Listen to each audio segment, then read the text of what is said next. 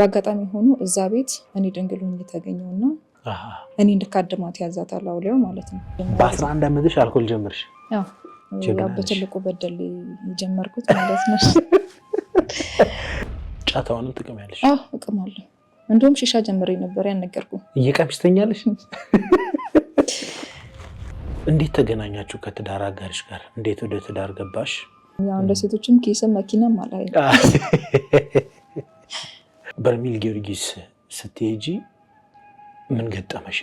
ዋናው በርሜል ለመሄድ ጉጉቴ ያን ነበር። የልጁን ስም እጄ ላይ ጽፌ ክርስትና ስሙን ስጠምቅ ያልጠበቁት ቦታ ነበር የወሰደኝ። በጣም ብዙ ህፃናቶች ክንፍ አውጥተው የሚበሩ ልክ እንደ ቅዱሳን መላእክት ክንፍ አውጥተው የሚበሩ አሉ። ቅዱሳን ስዕላት ላይ የድሮ ስዕሎች ላይ አሉ የሚመጣቸው። እንደዛ ሆኖ ልጁን አየሁት። አረፈባት። በቀደም በመድኃኒዓለም ቀን እንዳረፈባት ነገረች። በመድኃኒዓለም ቀን? አዎ።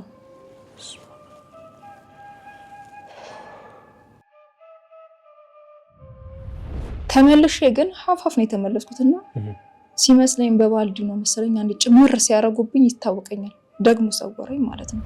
እያንዳንዷ ያየኋት ነገር በተግባር ነው። አላቆምም አለ መኪናው። በዛ መሀል መኪናው በጣም የተጓዘን የበሩን ከፍቼ ከመኪናው ዘልዬ ወረድኩ ማለት ነው። እንዴ ስንት ዓመትሽ ነበር ቡና ቤት ስትቀጠሪ? 10 ዓመቴ ነበር። በ10 ዓመትሽ ቡና ቤት? ወደ 126 የምንሆን ሰዎች ተወተን 90 ምናምን ሰዎች ነን የገባነው ሱዳን። 30 ምናምን ሞተው ማለት ነው። ቀጥታ ፊት ለፊት በአካል ነበር የሚፋለመኝ። የሆነ የሰው አምሳል እየተላበሰ ፊቱን ማንነቱን ማየት በማልችለው ማለት ነው። በቤተሰብ የደምቅ ነበር ሰርጌ። ተመርቄ ነበር የምዳረውና ያው ወላጅ አልባ መሆኔ ያሳስለኛል።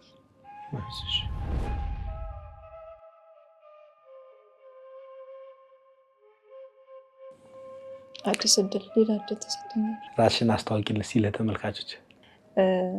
በፊት በምታወቀው በእስልምናው ሌላ አህመድ እባላለሁ። ሌላ አህመድ። አዎ፣ ሌሎችን በኋላ በታሪክ ውስጥ እንሰማቸዋለን። አሁን ላይ ደግሞ ሰኑ ወይ ደግሞ ሰናይት እባላለሁ። ሰኑ ከተሪንግ በማለት እታወቃለሁ። እስቲ በርሜል ጊዮርጊስ ስትሄጂ ምን ገጠመሽ? የበርሜል 4 ቀን ቆይታ እንግዲህ በጣም ከባድም ነው አስደሳችም ነው። ሊከብድ የሚችለው እዛ ጋር ያለውን ነገር ድባቡ፣ ቦታው፣ መንፈሳዊ ቦታው፣ ጸበሉ በጣም የሚከብደው እንደ ሰውኛ ስታስበው እና ምድር ላይ ሆነ ሲኦልን እና ገነትን አይተህ የምትመለስበት ቦታ ነው እንደኔ። ሌላው ምንድነው ደስ የሚል ደግሞ ነገር አለው። መንፈስን የሚማርክ ሰላማዊ ቦታ፣ በቃ ቅዱሳን ያሉበት ቦታ ካሉት ጸበሎች ሁሉ የተለየ ነው ለኔ። በእርግጥ እኔ ብዙ ጸበሎችን ተጠምቄያለሁ። ከስውሯ ማርያም ጀምሮ አሉ የተባሉ ገዳማት ላይ ሄጃለሁ በቅርብ። ከዛ ይልቅ ግን የበርሜል ጊዮርጊስ ለኔ በጣም ነው የሚለይብኝ። በመጀመሪያው ቀን ጥምቀት አንድ እህቴ ናት ከደቡብ አፍሪካ እባክሽን ለልጄ ተጠመቂለት ብላ የላከችኝና የ5 ወር ልጅ ነው፣ ይታመምባታል ማለት በጣም ተጨንቃን የላከችኝ እና በአጋጣሚ ሄድኩኝ። ስጠመቅ የልጁን ስም እጄ ላይ ጽፌ ክርስትና ስሙን ስጠመቅ ያልጠበቁት ቦታ ነበር የወሰደኝ። በጣም ለምለም የሆነ ስፍራ ነው፣ እንዲሁ ለመናገርም ለመግለጽም የሚከብድ ቦታ፣ በጣም ደስ የሚል አይተው ራሱ ማታቅ እዛ ጋር ያሉ ነገሮች ሁሉ የሚማርኩ ናቸው። እና የፈረስ ኮቴ ይሰማኛል። ፈረሱ ከፊቴ ይመራኛል። ፈረሱን የሚጋልብ የሚሄድ ሰው እንዳለም ይሰማኛል። አላያቸውም ግን ፊሊንግ አደርጋለሁ እዛ ጋር ያሉትን እና እከተላለሁ፣ አብሬ እሮጣለሁ። እየሮጥኩኝ መጨረሻ የጠየቁት ጥያቄ ልጁን አየዋለሁ። በጣም ብዙ ህፃናቶች ክንፍ አውጥተው የሚበሩ ልክ እንደ ቅዱሳን መላእክት ክንፍ አውጥተው የሚበሩ አሉ። ቅዱሳን ስዕላት ላይ የድሮ ስዕሎች ላይ አሉ የሚመጣቸው። እንደዛ ሆኖ ልጁን አየሁት በሰማይ እየበረረና ምን ሆኖ ነው ምን እያደረገ ነው ንገረኝ እንጂ ብዬ ስለው መልሶ ደግሞ ወደ ሌላ ቦታ ወሰደኝ። ልጁን እዛ ካሳየኝ በኋላ ወደ ትልቅ ወንዝ ወሰደኝ። ያም ወንዝ መሻገር የለብኝም ቆሜ ከዛ ወንዝ ደግሞ አየዋለሁ። እዛው ወንዝ ላይ አሁንም ህፃኑ እዛ ይመጣል ከልጆች ጋር የተጫወተና ያጫውተናል። በዚህ ማለት በተደጋጋሚ ንገረኝ ምን እየሆነ ነው ልጁ ለምንድን ክንፍ አውጥቶ ሰማይ ላይ የሚበረው ብዬ ጠይቃለሁ። ሊነግረኝ አልቻለም እና አሁንም ወደ 3ኛ ቦታ ሲወስደኝ መድኃኒዓለም ክርስቶስ በግርማ ሞገሱ መጣ ማለት ነው። በሚያርግበት ሰዓት ያለውን አለባበስ ነጭ አለባበሱን ለብሶ ቆመ። ፊቱን አላየውም። ብቻ እግሩን አየዋለሁ፣ የተበሳ እግሩን አየዋለሁ፣ ቀሚሱን አየዋለሁ። ደንግጬ ብቻ ነው አንገቴን የደፋሁትና ቀና ብዬ ላናገረው አልቻልኩም። በቃ መልሰኝ ነበረ ስል ነበረው መልሰኝ፣ በቃ ማየት አልችልም፣ እኔ ጠየቅኩ እኮ ሌላ ነው ብዬ ስል አሁንም መልሶ ወደ ሌላ ቦታ ወሰደኝ። ሌላ ቦታ ሲወስደኝ ማየት የምፈልገውን ነገር እዛ ጋር ማየው ነገር የለም። ብቻ ቦታ ይማርካል፣ ግን አሳየኝ ብዬ ጠየቅኩን ነገር አሁንም እያሳየኝ አይደለም። ምንድነው ነገሩ ብዬ ስል ከተሰወርኩበት እመለሳለሁ። ተመልሼ ግን ሀፋፍ ሆኜ ቆያት መልሰኝ እንጂ ጠየቅኩትን አሳየኝ እያልኩ ጨቃጨቀዋለሁ። ሰማቱን ይመስለኛል። እና በጣም አስደንጋጭ ነበረ። እና የዛን ቀን የነበረው የራስ ምታት ልገልጸው አልችልም። በጣም ረጅም ሰዓት ነበር ራሴን ያዘኝ ያመመኝ። ወጥቼ ከዛ ገድል ቤት ሄጄ እምነቱን ተቀብቼ ወደ ማረፊያ ቤታችን ስንመለስ እዛ ለተወሰነ ደቂቃ እንቅልፍ ሽለብ ሲያደርገኝ አሁንም እዛ ተመሳሳይ አይነት ሁኔታ አየሁኝ ማለት ነው። እዛ የጀመርኩትን እዚህ ጨርሳለሁ ብዬ ጠብቄ ነበር፣ ተመሳሳይ ሆነብኝ። እሺ ሰማዕቱ፣ ይሄ ያንተ ሚስጥር ነው፣ በምትፈልገበት ሰዓት ግልጽ አድርግልኝ፣ ልጁን ሰላም አድርገህ ፈውስላት ነበር ያልኩት ብዬ በሁለተኛው ቀን ስለ ልጅ አባት ማወቅ ነበረ ፍላጎቴ። ዋናው በርሜል ለመሄድ ጉጉቴ ያንን ነበረ። ምክንያቱም ይሄ ልጅ እያደገ ነው። እያደገ በመጣ ሰዓት አባቴ ማን ነው፣ የት ነው ያለው የሚለውን ጥያቄ መጠየቁ አይቀርም። አሁን ላይ ቢያንስ ከአስተዳደጌና ቁጥብ ስለሆነ ብዙ ነገሮችን አይጠይቅም፣ ራሱን ያስጨንቃል እንጂ መጠየቁ አይቀርም የማንነት ጥያቄ። ለዛ መልስ ይሆነኛል ብዬ ጠበቁት እና ተስፋ ያደረጉት ሰማዕቱን ነው። እና በርሜል እየተጠመቅኩኝ እዛው በሁለተኛ ቀን ስሙን መጻፍ አልችልም፣ የሙስሊም ስም ነው። ብቻ ይሄን ነገር የት እንዳለ ጠቁመኝ ብዬ ነው ጸሎት አድርጌ የገባሁት። ታውቂዋለሽ እንዴ የአባቱን ስም? አዎ፣ ሙሉ ስሙን አላውቅም፣ ግን መጠሪያ ስሙን አውቀዋለሁ። ስለዚህ አባቱ የሚታወቃል ማለት ነው። እና ገባሁ፣ ተጠመቅኩኝ። ተጠምቄ የት ይወስደኛል? መጀመሪያ ቀጥታ ወደ ሲኦል ነው የወሰደኝ። እዛ ሲኦል ሆኜ ብዙ ሰዎችን አያለሁ። ከዛ ውስጥ ግን ማየት የምፈልገው ሰው የለም፣ ማለት እንዲያሳየኝ የምፈልገው ሰው የለም። ብዙ ወንዶችም ሴቶችም እዛ እሳቱ ሲቃጠሉ ያለው፣ እኔ እዛው ሲኦልም ቢሆን ግን ከላይ ሆኜ ነው የማያቸው እንጂ አልደርስባቸውም። እሳቱ ወላፈኑ ግን ይመጣል፣ ይጋረፋል። ከዛ እባክህ እኔ ቃጠሎ እኮ በጣም ነው የሚያቃጥላቸው፣ ምንድን ነው የት ነው ያለሁት እያልኩኝ እጠይቃለሁ። ከዛ አሁንን የሚያወጣኝና በቃ ወደ ገነት ይመስለኛል። ደግሞ ለምለም ቦታ ላይ ያሉ ሰዎች ጋር ደግሞ ይወስደኛል። እነሱንም እንደዚሁ ነው ማየት የምችለው፣ ግን እነሱ በጣም ያበራሉ። ግን እንዲህ በቃላት መግለጽ የማችለው አይነት ውበት ነው ያላቸው ከቦታው ጭምርና ለመረዳት አቃተኝ። እሺ ሰማዕቱ እባክህን አሳየኝ ያልኩህን የጠየኩህን አሳየኝ፣ የት ነው የልጅ አባት ብዬ ስል መልሶ ሲኦል ያሳየኛል። ሲኦል ስገባ አሁንም የተወሰነ ዝቅ አደረገኝ ወደ እሳቱ፣ ወደ ወላፈኑ ማለት ነው። ያ ወላፈን በጣም ለበለበኝ። ተመልሼ ኧረ እባክህ እሳቱ አቃጠለኝ፣ ባለቤቴ እዚህ ነው ያለው፣ የልጅ አባት እዚህ ነው ያለው፣ የት ነው ያለው እያልኩ አወራለሁ። መልሶ ከዛ ነጠቀኝና አሁንም ወደ በጣም የሚያምር ባህረ ገነት የሚባል ቦታ፣ እንደዚህ የሚያምር ቦታ ደግሞ ወሰደኝ። እዛም ሆኜ ምንም ከማየው ሰው መሀል ልለየው የምችለው ሰው የለም። በዛ መሀል ተመለስኩኝ ወደ ራሴ እና በጣም ጨነቀኝ። ሲኦል ለምን ገባው? ወደ ገነትስ ለምን ወሰደኝ? ይሄ ሰው ሞቷል ማለት ነው? በህይወት የለም ማለት ነው? ምኑ ጥያቄዎች ተፈጠሩብኝ እና በጣም አወራ ስለነበረ አብሮኝ የዛ በርሜል ግርጌ ስለነበሩ ሰዎች አወራሁት ማለት ነው። ሳወራ በሶስተኛ ቀን ልጠመቅ ሲሄድ ሰወረብኝ ሁሉንም ነገር። ለካ አይወራም፣ የሚወራ መስሎኛል። እኔ ሰውር ሲያደርግብኝ በሶስተኛ ቀን የተጠመቅኩትን ጥምቀት ምንድን ነው ያየሁት? ተሰውሬ አይቼ ብዙ ነገር አይቼ ተመልሼ መጥቼ ግን ስነቃ የለም፣ ሙሉ ለሙሉ ተረሳኝ ማለት ነው። በአራተኛ ቀን ወደ ሎጎ ኪዳነ ምሕረት ነበር ሄድን። ለሎጎ ኪዳነ ምሕረት ሄደን እመቤቴ ቅድስት ኪዳነ ምሕረት ወይ ትላንት ያየው ጥያቄ ሆኖብኛል፣ መናገር የሌለብኝ ነገር ከሆነ በስውር ልቤ ሊያሳውቅኝና ከአንደበቴ አጥፊው እንድመሰክር የምፈልገው አይነት ነገር ከሆነ ፍቃጂና አሳየኝ ብዬ ጠይቄያት ገባው ማለት ነው። ልክ እንደገባው በሶስተኛ ቀን ያየሁትን ወደ ዙፋኑ ቀርቤ ክርስቶስ በዳግም ምጽአት መጥቶ ዓለም እየተጠቀለለ በጣም በሚያስፈራ መልኩ ብዙ የሚያስፈራ የሚያስደነግጥ አይነት የመብረቅ ድምፅ እየተሰማ እኔ በመርከብ እየተጓዝኩኝ ብዙ ሰዎችን እጎትታለሁ ማለት ነው ከባህር ውስጥ። ከፊት ለፊቴ ላይ መድኃኒዓለም አለ በዙፋኑ ቁጭ ብሏል። 40 እንስሳት ከፊት ለፊቱ አሉ፣ ኪሩቤልም አሉ፣ ሰራዊቶቹ ሁሉም አሉ። በጣም ነበር የሚያስፈራውና ይሄን ነገር በቃ መመስከር በምችልበት አይነት ቀን አሳውቅኝ ያልኳትና ማታ በህልሜ ሳየው ማደር ይገርሙኛል። ምክንያቱም እስከዛሬ ብዙ ነገር አውርቻለሁ፣ ግን ይሄን ነገር ለማንም አላወራውም። እና የነበረው የክርስቶስ አቀማመጥ እዛ ጋር የነበሩት መላእክቶች የነበረው የጻድቃን ጸሎታቸው እዛ ጋር የነበሩት 24ቱን ካህናት ሳያቸው ሰልፋቸው ሁሉ ነገራቸው በጣም ያስፈራ ነበርና ግን ዓለም እየተጠቀለለች ነው እንደ ወረቀት ማለት ነው። እየተጠቀለለ መጨረሻ ላይ እንደ ባህር ዳርቻ ነገር ነውና የባህሩ ዳርቻ ከደረሰ ፍጻሜ ነው እና እዛ ጋር ጨርሶ የሚያልፉት ያንን ጥቅልሉን ጨርሶ የሚያልፉት ጀልባው ላይ የሚወጡ ሰዎች ብቻ ናቸው። ያ ጀልባው ላይ ትልቅ መርከብ ነው፣ ትልቅ ጀልባ ነው እና ጀልባው ላይ ያልወጣ ሰው ተጠቅልሎ እዛው በቃ አመድ ሆኖ ነው የሚቀረው ማለት ነው።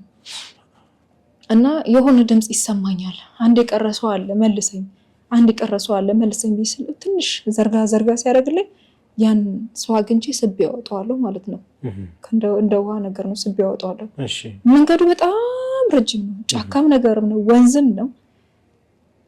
እኔ ለመግለጽ እራሱ እንዴት እንደሆነ አላውቅም፣ ከባድ ነው፣ ያስፈራ ነበርና ጫፍ ላይ ስደርስ አበቃ ማለት ነው እለዋለሁ ክርስቶስን። አበቃ ማለት ነው፣ እዚህ ጋር ነው የሚያበቃው። እዚህ ጋር ግን የሚደርስ የታደለ የበረታ ነው።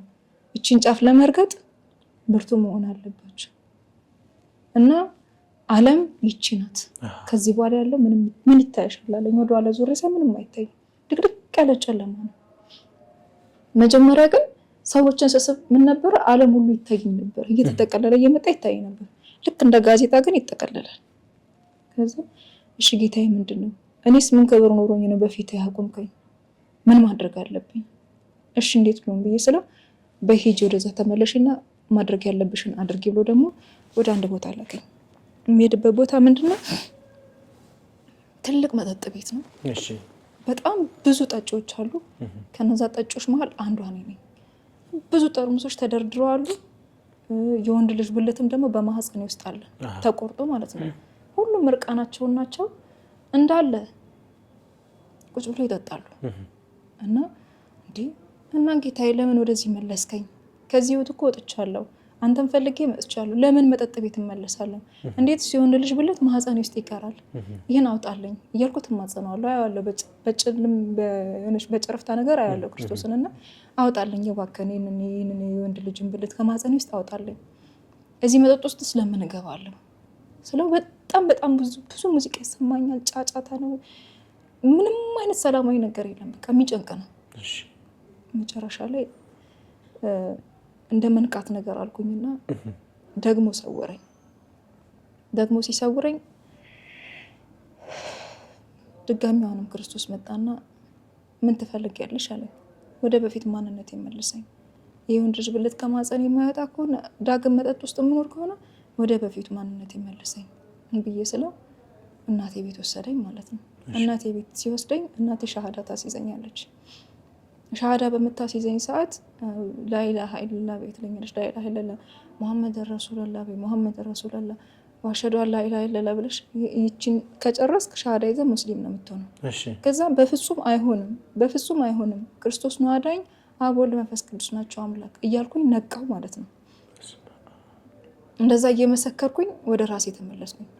ተመልሼ ግን ሀፋፍ ነው የተመለስኩትና ሲመስለኝ በባልዲ ነው መሰለኝ አንዴ ጭምር ሲያረጉብኝ ይታወቀኛል። ደግሞ ሰወረኝ ማለት ነው።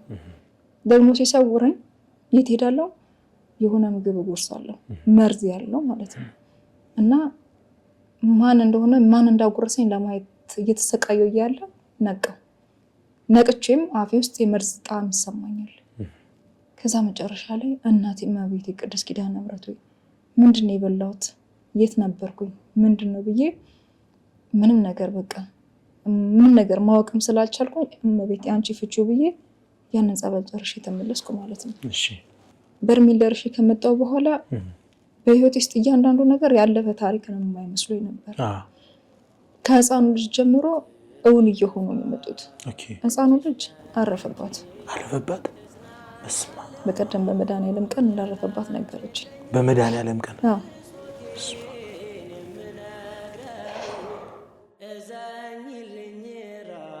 የመጠጥ ቤቱ ሁኔታ ወደ ባለቤቴ ሊመልሰኝ ነው። ከዚህ በኋላ ነው ባለቤቴ ይመጣና አብረን አዲስ አበባ ላስጎበኘው አንድ ራይድ ሹፌር ነበረኝና እንደ ኮንትራት ይዤው ስራ ማሰራው ነበርና ከሱ ጋር ሆነን ሻይ ቡና ለማለት ወጣን። ሻይ ቡና ለማለት ስንወጣ መጠጥ የሚባል ቀምሼ አላውቅም ነበር እስከዛሽ ቀን። እሱን ለመጋበዝ ይዘው ወተን በጣም ብዙ አዋሽ ተደረደረ ማለት ነው። ጥሬ ስጋውን ሸክላውን በልተን አዋሽ ተከሸነ። እሱን እንዳይደብረው ብዬ አንድ ብርጭቆ ሲይዝ ሳላስበው ብዙ ጠጣው ማለት ነው። ከዛ ወደ 4ኛ አዋሽ ላይ ስደርስ ነው ትዝ ያለኝ ቤት ውስጥ ያለው ሰው እንዳለ መላጣውን ሰውዬ ሳየው ራቁታቸውን የሚያስተናግዱ ሴቶችን ሳይ ትዝ አለኝ ማለት ነው። በርሜል ጊዮርጊስ ያየሁት ለካ ድጋሚ እንደምጠጣ ነበር ስታሳየኝ የነበረው ብዬ ነበር የደነገጥኩት። ያንን ድንጋጤን በሰዓቱ ተቆጣጠሬ ሂሳብ ከፍለን እንውጣ ብዬ መሽቶ ነበር። ሂሳብ ከፍለን ስንወጣ ከባለቤቴ ጋር አንድ ራይድ ይዘን ራይዱ ይዞ ሊጠፋ ፈለገ ማለት ነው። እንዴት ያለን ገንዘብ ያለን መስሎ ሊዘርፈን ይመስለኛል። መጨረሻ ላይ የምንሄደው ወደ ሰሚት 72 ነው። እሱ ግን ወደ ሌላ አቅጣጫ ነበር ሲወስደን የነበረው እና ከኛ ጋር የነበረው የራይድ ሹፌሬ እኔ ጋር ማሰራ የነበረው ሚስቱን ሊያመጣ ሄዶ ነበርና የት ናችሁ ብሎ ሲለን ወደ ጎሮ መታጠፊያው ጋር አልፎ ወደ መገናኛ እየወሰደን ነበር። አንተ ለምንድን በዚህ የምትወስደን በዚህ ውሰደን እንጂ ብዬ ከሹፌሩ ጋር ተጣላሁ። ከዛ በላይ አዞርና እየተጨቃጨቀን ወደ 72 መስመር ይዞኝ መጣ።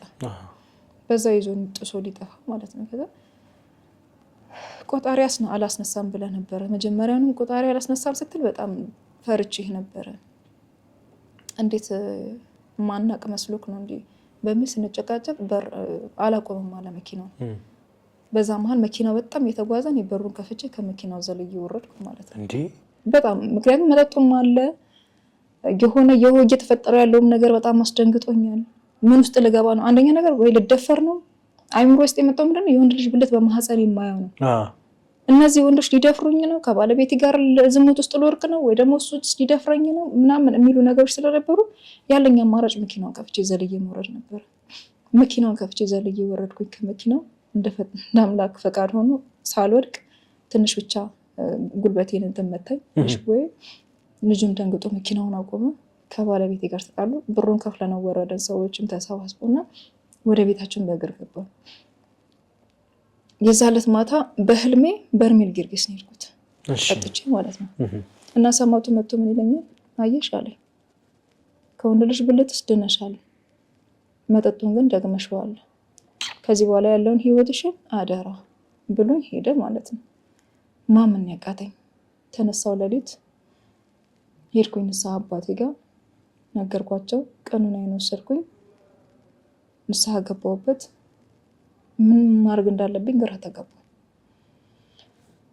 እና በሌላኛው ጊዜ ደግሞ መርዝ የጎረስኩበት ታሪክ ነው። ኦኬ። ከዚህ በኋላ እሺ፣ ሰራተኞችን እየቀጠርኩ ነበረ። ስራ ትንሽ እየተስፋፋ ስለነበረ እሺ፣ በአጋጣሚ ሆኖ አንዲት ልጅ የ3 ልጆች እናት ናትና መታ እኔ ጋ ስራውን እንዴት ነው የሚሰራ እያሳዩት ነበረና ከቤቷ እንጀራ ፍትፍት ይዛ መጣች። እሺ። እና አብረን ተሰብስበን እየበላን በአንድ በኩል ለብቻ ነበረና እንጀራውን አጎረሰችኝ ማለት ነው። ካጎረሰችኝ በኋላ ሆዴ ተአቅለሸለሸኝ፣ አፌ ላይ የሆነ ጣዕሙ ታወቀኝ እና ይህንን ጣዕም አውቀዋለሁ፣ የት ነው የማውቀው ምንድን ነው ብዬ ትዝ ሲለኝ በርሜል ቅዱስ ማነው ጸረን እናታችን ቅዱስ ኪዳነ ምሕረት ዲዮሎግ የተጠመኩኝ የጎረስኩት ጉርሻ ትዝ አለኝ ማለት ነው። ወዲያው ግማሹን እጫዋለሁ፣ ግማሹን ተፋው። ምርት ደለጓ ታይቶሽ እንደዚህ? ስበላው አይቼዋለሁ፣ ግን አልገደለኝም። የሚገርም ነገር በሰዓቱ ግን በጣም ለጨጓራ መሸርሸር ተጋልጫለሁ። ወዲያውኑ አጋጣሚ ቤት ውስጥ ወተት ነበርና ወዲያው እዛው ቅርብ ክሊኒክ ነበርና አፍሪካ ክሊኒክ እዛው ሄጄ ተመርምሬ መድኃኒት ምናምን ሰጡኝ፣ ግሉኮስ ምናምን ሰጡኝ። ተሽሎኝ ወደ ቤት ተመለስኩ። በዛው ልጅቷን ሳልቀጥራት ቀረው ማለት ነው። ልጅቷም ጠፋች። በዛው ደግሞም አልመጣችም። ልትገልሽ ነበር? አዎ፣ ምንም አንተዋወቅም እኮ በቃ እዛው ሰፈር በአጋጣሚ በአይን አውቃት ነበረ። በየሰው ቤት የዞርሽ ልብስ መታጠብ ስለነበረች በቃ ይሄንን ስራ ላስለምዳትና እኔ ጋር እንድትሰራ ነበረ የጠራኋትና ያናገርኳት እንጂ ምንም የሚያገናኘን ያጣላን ታሪክ የለም። ዝክር በማበላ ሰዓት እየጠራው ወጥ ሲተርፍ እንጀራ ሲተርፍ ሰጣት ነበር። በቃ አለቀ ነበር እና ይሄን የተፈጠረው። መልካም። ሌላ አስተዳደግሽ እንዴት ነበር? የት ተወለድሽ? የት አደግሽ? ትውልዴ ጅማ ነው። ያደግኩትም እዛው ጅማ ነው። ቤተሰቦች የሚኖሩት ጅማ ነው። አስተዳደግ ላይ ከመጣን ያው በቤተሰብ እጅ ያደግኩ ሴት አይደለሁም። በእርግጥ እኔ ያው ራሴን ያሳደግኩ ሴት ማለት እችላለሁ። ብዙ እናቶች አሉኝ፣ ብዙ አባቶች አሉኝ።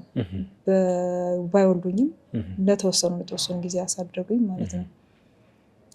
ለምሳሌ ቢያንስ ከ1 ዓመት እስከ 9 ዓመት እስከ 8 ዓመት ድረስ አንድ እናት አሳድገውኛል። ከዛ በኋላ ደግሞ ያው በራሴ ያደግኩ ማለት እችላለሁ። አንዳንድ ዓመት የቆየሁባቸው ቤቶችና ሀገሮች አሉ። በዚህ በ10 ምናምን ዓመት በትንሽነት የእድሜ ክልል ውስጥ ማለት ምን አይነት ልብ አግኝተሽ ነው? ምን አይነት ድፍረትስ አግኝተሽ ነው ከቦታ ቦታ እንደዚህ መንቀሳቀሱ አቅም ውስጥ እንዴት ከየት ተፈጠረ? እስኪ እናን አስረጅኝ። ያው እንግዲህ አንዳንዴ ቤተሰብ አልባ ስትሆን መንገደኛ ነህ የምትሆነው እና ወደ ሚዛን ከመሄዴ በፊት ያው ጎዳና የመውደቅ እድል ገጥሞኝ ነበረ። በአጋጣሚ ነው እህቴ እንደሆነች ባላቃትም እህትሽ ነኝ ብላኝ ዘመድ ጋር ልክልሻለሁ ሰዎች ጋር ለስራ በላይ ወደ ሚዛን የላከችኝ። ያ አጋጣሚ እነዛ ከቤተሰብ ጋር ጉርብትና ያላቸው ሰዎች ናቸው። እነሱ ይተዋወቃሉ፣ እኔ ባላቃቸው። የላከችኝ ሚዛን ሀገር ብዙም ሰዎቹም ስላልተስማሙኝ ከሰዎቹ ጋር መግባባት ስላልነበረ በአጭር ጊዜ ተመለስኩኝ። ትምህርቴን እስከ 3 ብቻ ነው ልማር የቻልኩት ጅማ ላይ። ከ3 ወደ 4 ያለፍኩበትን ሚዛን ነበር የሄድኩት ሚዛን ለመማር። ከ3 እስከ 4 ሚዛን ላይ ለመማር እድሉን አላገኘውም። ከዛ መጥቼ ያው እንዲሁ በደፈና በድፍረት ማዳሪያም ስለሌለኝ ዘመድም ስለሌለኝ ያገኝ መኪና ይዞኝ እንዲህ ዝም ብዬ ነበር መናኸሪያ ገብቼ መኪና ውስጥ የምሄደው ነው በድፍረት። ማማክረውም ሰው አልነበረም። በሰዓቱ ልጅም ስለሆንኩ ማንንም ምንም አይነት ምክር ብጠይቅ ምንም አይነት ፍንጭ የሚሰጥ ሰው የለም። ለዛ ብዬ ዝም ብዬ መኪና ገብቼ አለኝ ዘመድ ጋር ነው የሚሄደው ብዬ ብቻ እየዋሻሁኝ ወደ በደሌ ሄድኩኝ። በአጋጣሚ ነው በደሌ የምትሄድ አንዲት እህት አግኝቼ እህቴ ጋር ላኑረሽ ብላኝ ይዛኝ ሄደችው እና በደሌ ደግሞ ከ4 ወደ 5 ማልፍበትን ትምህርት 1 ዓመት እድል አገኘው ማለት ነው። ያው እዛም አልተመቸኝም። የ5ኛ ክፍል ሰርተፍኬቴን ይዤ ከዛ ከበደሌ ደግሞ ወደ ጅማ ጠፍቼ መጣሁ። ጅማ ላይ ምንም አይነት ስራ ላገኝ አልቻልኩም። ልጅም ነኝ። ማንም ሰው ለስራ ለሙያ የሚቀጥረኝ የለም። በሰዓቱ ደግሞ በሙያ ሳይሆን በትምህርት ነበረ የምፈልገው እና ብዙ አይነት ሰዎችን ሳናገር አንዲት እህት አገኘሁ። እሷም ወደ እንትን ይዛኝ ሄደች። አጋሮ የሚባል ከተማ አለ። ልታስደፍረኝ ሞከረች። ልጅነቴን አውቃ ማለት ነው። ልታስደፍረኝ ስትይ እንዴት?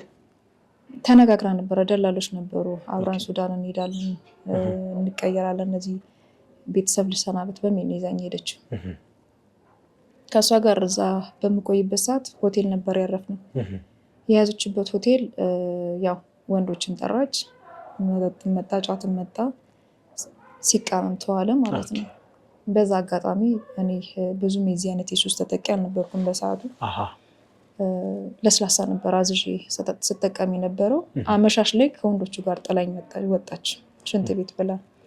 ወንዶቹም ያው ቀመውም ጠጥተውም ሰክረውም ስለነበረ እኔም ቆይ ሽንቴን ብዬ ሸውጃቸው በዛ አጋጣሚ ወጣውና እኔም ፍለጋ ሲወጡ ነው በዛ ማል ሸውጄ ወደዛ ክፍል ተመልሼ አድሬ የወጣሁት ማለት ነው። በነጋታው ካለመደፈር ዳንኩኝ ማለት ነው።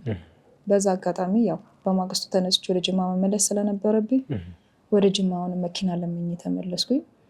ጅማ ላይ ስመጣ አሁን ሌላ ደላላ አገኘኝና ቡና ቤት አስቀጠረኝ ማለት ነው። ቡና ቤት ስቀጠር እድሜ ያው ለአቅመ ሔዋን ነው አይደል የሚባለው፣ ለዛ አልደረስኩም። ስንት ዓመትሽ ነበር ቡና ቤት ስትቀጠሪ? 10 ዓመቴ ነበር። በ10 ዓመትሽ ቡና ቤት ማለት 10 ዓመት ወደ 11 ዓመት የተጠጋው ነበር። 11 ዓመትስ ቢሆን ቡና ቤት እንዴት ይቀጠራል? በ11 ዓመት አንዴ ያው ስራ ፈላጊ ነኝ በሰዓቱ። ስራ ብቻ ስላልኳቸው ሊያገኙልኝ የቻሉት ቡና ቤት ነው በሰዓቱ ደላሎች። መስተንግዶ ነው ወይስ የገባሽው? እንዴት ነው እስቲ አስረጅኝ በደንብ። እነሱ ያው ዝም ብለው እዛ ስራ ስላሉኝ ስራ ብቻ ነው ብለውኝ ያስገቡኝ። መስተንግዶ ነው ሌላ ነው አላሉኝም። እሺ ያለውን ስራ እዛ ገብቼ ነው ራሴ ምን እንደሆነ ማወቅ የምችለው። በአጋጣሚ ሆኖ የተቀጠርኩባት ሴት ደግሞ በጣም ትልቅ ከራማ የምታመልክና ባለአውሊያ ነበረች እና ኑሯን ሙሉ የምትመራው በአውሊያ ትእዛዝ ነው እና በአጋጣሚ ሆኖ እዛ ቤት እኔ ድንግል ሆኜ ተገኘውና እኔ እንድካድማት ያዛታል አውሊያው ማለት ነው። ምን አደረገችኝ? እኔ ከወንዶች ጋር እንድነካካ ወይ ደግሞ እንደ ሌሎች ሴቶች ገቢ እንዳስገባላት ሳይሆን የቤቱን ስራ ሙሉ ለሙሉ እየሰራኝ ከልብስ አጠባ ጀምሮ ከቤርግ ጽዳት፣ ሆቴሉን ማጽዳት፣ ቢራ አጥቦ ማስገባት፣ ኢቨን ዲጄነት ሁላ አሳይታኝ ዲጄነቱን ማታ ማታ ሰራለሁ። ቀን ቀን ደግሞ ጠዋት እስከ 8 ሰዓት እስከ 9 ሰዓት ባለው ሰዓት ውስጥ የቤቱን ስራ የሆቴሉን ስራ ማጠናቀቅ ያለብኝ አጠናቀቄ ትንሽ የግሮሰሪ ናት። ከዛ በኋላ ያለውን ደግሞ ጫት የምገዛላት እኔ ነኝ፣ ቡና ማፈላላት እኔ ነኝ፣ የምትቀምበትን ቦታ የምፈረሽላት እኔ ነኝ። እና ያኔ በቃ ትልቅ ገበያ ታገኛለች ሴትዮዋ እኔ ስለምካደማት ማለት ነው። ይቺ ሴት በጣም አደገኛና ኃይለኛ ናት። ሊደፍሩኝ እንኳን የሚፈልጉ ሊነኩኝ የሚፈልጉ አይነት ወንዶች የሚወጡ እንኳን በጣም ሀርድ ሆና ነው የምትደባደባቸው። ምክንያቱም ከዛሯ ጋር ነው እንቅስቃሴዋ። ዛሯ ለጊዜ እኔ እንደማልፈለግም በቃ የሚፈልገው ምንድነው እኔ ንጹህ ሴት ስለሆንኩኝ ቁጭ ብዬ እሱን እንድካድም ነው። ኢቨን ፔሪድ ላይ የሆነች ወንድ ጋር ተነካክታ የመጣች ሴት ባጠገቧ ስታልፍ ታስመልሳለች። እንዲህ አይነት አውሊያ ዛሬ ያለባት ሴት ናት። እና በዛ ነገር ስለተመቻት እኔን አሳልፋ መስጠት አልፈለገችም። ዲጄነቱን ብቻ አስተምራኝ ማታ ማታ ባንኮኒስት ሆኜ ሙዚቃ ማጫወተው እኔ ነኝ። ከዛ በቃ ትላልቅ ሰዎች ናቸው የሚመጡት ባንኮኒ ላይ የሚያስተናግዱት። እነሱ ብቻ ሲነካኩኝ ዝም ትላለች። ምክንያቱም ትላልቅ ከስተመሮቿ ናቸው፣ እንደ ሌሎች እንትን የሚሉ አይደሉም። አሳልፋም ልትሰጠኝ አልፈለገችም። በዚህ መሀል ነው ከእሷ ጋር ህይወቱን ስላልፈለኩት ሁሌም ጸብ ነው። መጠጥ የጀመርኩበት ቤት ነው እንግዲህ ለመጀመሪያ ጊዜ በ11 ዓመትሽ አልኮል ጀመርሽ? ያው በትልቁ በደሌ የጀመርኩት ማለት ነው። ድሮ ስንት ዓመተ ምህረት ውስጥ 90ዎቹ ምናምን የነበረ ይወፍራሙ አንቺ በዋናው ነው የጀመርሽው? በጣም በሱ ነበር የጀመርኩት። ጫትም እሷ ጋር ነው የጀማመርኩት። ጫት መቃም ጀመርሽ? ያው እስካድማት ምን ስላት ሁሉ ነገር እዛው እንትን ስለምን አብሬ ጫት እቅማለሁ። በ11 ዓመትሽ ለመጀመሪያ ጊዜ ጫት ስትቅሚ ምን ተሰማሽ? የመጀመሪያ ቀን ጫቱን አፍሽ ውስጥ ታስገቢው? ምንም ፊል ያደረኩት ነገር የለም። ብቻ በቃ ያን የሚያዝናና አይነት ነገር ነው። ስኳሩንም ለውዙንም አንድ ላይ አብዝቼ ስለምበላው ለእኔ ምግብ ነው እንጂ እንደ ሰው የሆነ የተመስጦ አይነት ነገር ምናምን የለኝም። ይህ ሰው ይመረቅናል ምናምን የሚባለው ነገር እኔ አላውቀውም። አንቺ አትመረቅኝ? እንደውም ጭራሽ ለእንቅልፍ ነው የምጠቀመው። እየቀምሽ ተኛለሽ? የእንቅልፍ ነው የምትቀሚው? የእንቅልፍ መድኃኒት ነው ለእኔ። ሐሙስ አዳር ነው የምትቀመው እና ያኔ እሷ ጨርሳ እስከምተኛ ድረስ ጫቱን አልነካም። ምክንያቱም ያስተናገርኳት የሰራውላት እንቅልፍ ከወሰደኝ ሌላ ነገር ነው። ልታጓራ ምን ልትልም ስለምትችል ታጓራለች። እና እሷን የነካ ሰው ወይ ደግሞ የምትናገረው ነገር የናቀ ሰው በበሽታ ይመታል። ያኖሩ አስጠልቶኝ ወደ ሱዳን ለመሄድ የተነሳሳሁት እና አንድ ደላላ ነበረ እዛ ቤት የሚመላለስ። ቀን ቀን እየመጣዘው ይቅማል እዛው ጨብስ ያድርጉ ምናምን ነው የሚሄደውና ወይ እሷ ከእናቷ ቤት በሄደችበት አጋጣሚ በሌለችበት አጋጣሚ አናገሬው አስጠፋኝ ከዛ ቤት ማለት ነው። አስጠፍቶኝ ወደ ሱዳን ቀጥታ አዲስ አበባ አስገባኝ። በዚሁ አዲስ አበባ ወደ ሱዳን ለመሄድ ወሰንኩ ማለት ነው። እና መተማ ላይ 1 ወር ከ15 ቀን ቆይቻለሁ። በመተማ ነው ሄዳችሁት? በመተማ ነበር ሄድነው እና መተማ ላይ በአጋጣሚ ሆኑ ድንበሮች ሁሉ ዝግ ነበሩ፣ የሚያዙ ይበዛሉ እና የተወሰነ የሆነ ጊዜ እንደውም ኢቲቪ ላይ ቀርበናል። ተይዘን ፖሊስ ጣቢያ ይዘን ኢሚግሬሽን አድረን ማለት ነው። በዛው ተይዘው ወደ አዲስ አበባ የተመለሱ ነበሩ። እኔ ከነሱ መሀል አምልጬ እዛ መተማ የተቀበለኝን ደላላ ፈልጌው እሱ ጋር እንደገና ተደብቄ ነው ከወር ከ15 ቀን በኋላ በሌላ መንገድ ደግሞ ይላከን እና ወደ ሱዳን የገባሁት በእግር ነው ማለት ነው። ከመተማ አንስተሽ በእግር? በጣም ሩቅ እኮ ነው። ከዚህ መተማ ብቻ ነው በመኪና የተጓዝነው። ያው ሌሊት እንጓዛለን፣ ቀን ቀን ሰንበሌጥ ውስጥ ተደብቀን እናድራለን ማለት ነው። የምንጠቀመው ነገር አልነበረም። ከጉዞ ድካም ብዛት እየጣልን ነው የምናልፈው። የያዝነውን ሸክሞች ቆሎ፣ ውሃ ምናምን እንጥላለን ስለሚከብደን ያው ህይወት ለማዳን እና ያገኘነው ነገር እዛ ጫካ ውስጥ ያገኘነው እየበላን ጎርፍም ይሁን ሽንትም እየጠጣን የምናልፈው ማለት ነው። እንደዚህ አይነት አጋጣሚ የተፈጠረበት ነበር?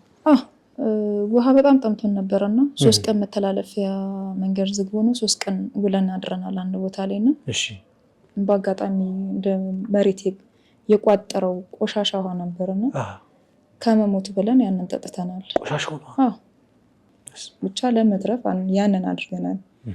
በሰዓቱ አልታወቀንም። መንገድ ላይ የሞቱብን ሰዎች አሉ። ወደ 126 የምንሆን ሰዎች ተወተን 90 ምናምን ሰዎች ነን የገባነው ሱዳን። 30 ምናምን ሞተው ማለት ነው። በዛው ነው በቃ እኔም ሱዳን ላይ የተወሰነ ታመምኩኝ። ግን እግዚአብሔር ይመስገን ጥሎ አልጣለኝም። ተሽሎኝ ወደ ስራ ገባው ማለት ነው። የዚህ ሰዓት ገና 11 ዓመትሽ ነው? በጣም ይገርማል። እና በዛው ዓመት ውስጥ በአጭር ጊዜ ውስጥ አረበኛ ቋንቋንም ለመድኩ። እንዴት ለመድሽ አረበኛ ቋንቋ? አልወጣም ነበረ ከስራ አጋጣሚ እዛው ነው የምኖረው በመዳሟ ቤት። ደላላው ነው እየመጣ ደሞዜን የሚወስደው። ምክንያቱም ምንም በእግራችን ብንሄድም መክፈል ያለብን የደላላ ገንዘብ አለ፣ ስምምነት የምናደርገው። ከዚህ ተስማምታችሁ ሄዳችሁት? በቃ የ3 ወር ክፍያ ግዴታ ነው፣ አሊያም ደግሞ የ6 ወር እንዳወጣብህ ወጪ ማለት ነው። እኛ ደግሞ እዛ ወር ከ15 ቀን ስለተቀመጥን መተማ ላይ ለአልጋ ማደሪያ፣ ለምግብ፣ ለውሃ ያወጡብን ነገሮች ስላሉ ጫማም ልብስም እዛ ገዝተውልን ስለሆነ የሚሻኙ ብንሞትም ብንተርፍም ግዴታ ነው። ያው የሞተ ሞተ፣ የተረፈ ግን ገብቶ ግዴታ ሰርቶ መክፈል አለበት። ያው ገንዘቤን ደሞዜን ለመቀበል ስል ከደላላው ጋር ግንኙነት ጀመረን ማለት ነው። በዛን ሰዓት ድንግል መስዩ ነበረ። በአጋጣሚ ሆኖ ግን ድንግል ያል ነበረ። እንዴት እንደሆነም አላቅም። በከባድ ስራም ይሁን በበረሃ ጉዞ ይሁን በየትኛው እንደጠፋ አላቅም፣ ግን ድንግል አልነበርኩም። ይጠፋል። ድንግልና በተለያየ መንገድ ይጠፋል። እና በዛ አጋጣሚ ከእሱ ጋር አብረን እያለን በመሀል ተረገዘ ማለት ነው። አረገሽ? እዛው ሱዳን ላይ? ስንት ዓመትሽ ነበር? ኦልሞስት ወደ 12 ዓመት እየተጠጋ። በ12 ዓመትሽ አረገሽ? እና አጋጣሚ ማርገዜንም አላወቁኝም። አሰሪዎቼ ናቸው እቺ ልጅ አርግዛለች፣ ሰውነቷ እየፋፋ ነው ብለው ሐኪም ቤት ሲወስዱኝ እርግዝና የታወቀ ማለት ነው። የ3 ወር አካባቢ እርጉዝ እንደሆንኩኝ ተነገረኝ።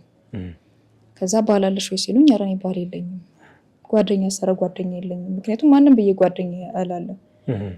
ከተለያዩ ወንዶች ጋር ነበር ግንኙነት የማደርገው። ምክንያቱም የተመቸኝ ወንድ አይናፋር የሆነ ወንድ ካልሆነ በስተቀር ለግንኙነት የሚፈልጉኝ ወንዶች ጋር አልነካከም። ስለዚህ ሴቭ ያደረኳቸው ወንዶች ራሱ የሉም በአይምሮዬ። እና አንድ በብዛት በተደጋጋሚ የተገናኘሁት ለገንዘቤ ብሬን ደሞዜን ለመውሰድ ስል ከዚሁ ከደላላው ጋር ነው። ደወልኩለት፣ ነፍሰ ጡር መሆኔን ነገርኩት። እኔ ታቅልሻለሁ አለኝ። ምን ማለት ነው ስለው ያው አላቅም፣ አንቺ ባህሪሽ የመረጥሽውን የፈለግሽው ወንድ ጋራ ስለምታኝ ከየት እንዳደረገሽ እኔ ላጤ ታቅልሻለሁ፣ የማንንም ልጅ ላሳደግ ነው እንዴ ብሎ ስልኩን አጥፍቶ ያለውን ነገር በጠቅላላ አጠፋፍቶ ጠፋ። ኢቭን እስካሁን ድረስ እንዳለ አላቅም፣ ጠፋ። ያው ሰዎችን መልካም ነበሩ፣ የምሰራበት ሰዎች እስከወልድ ድረስ ታገሱኝ።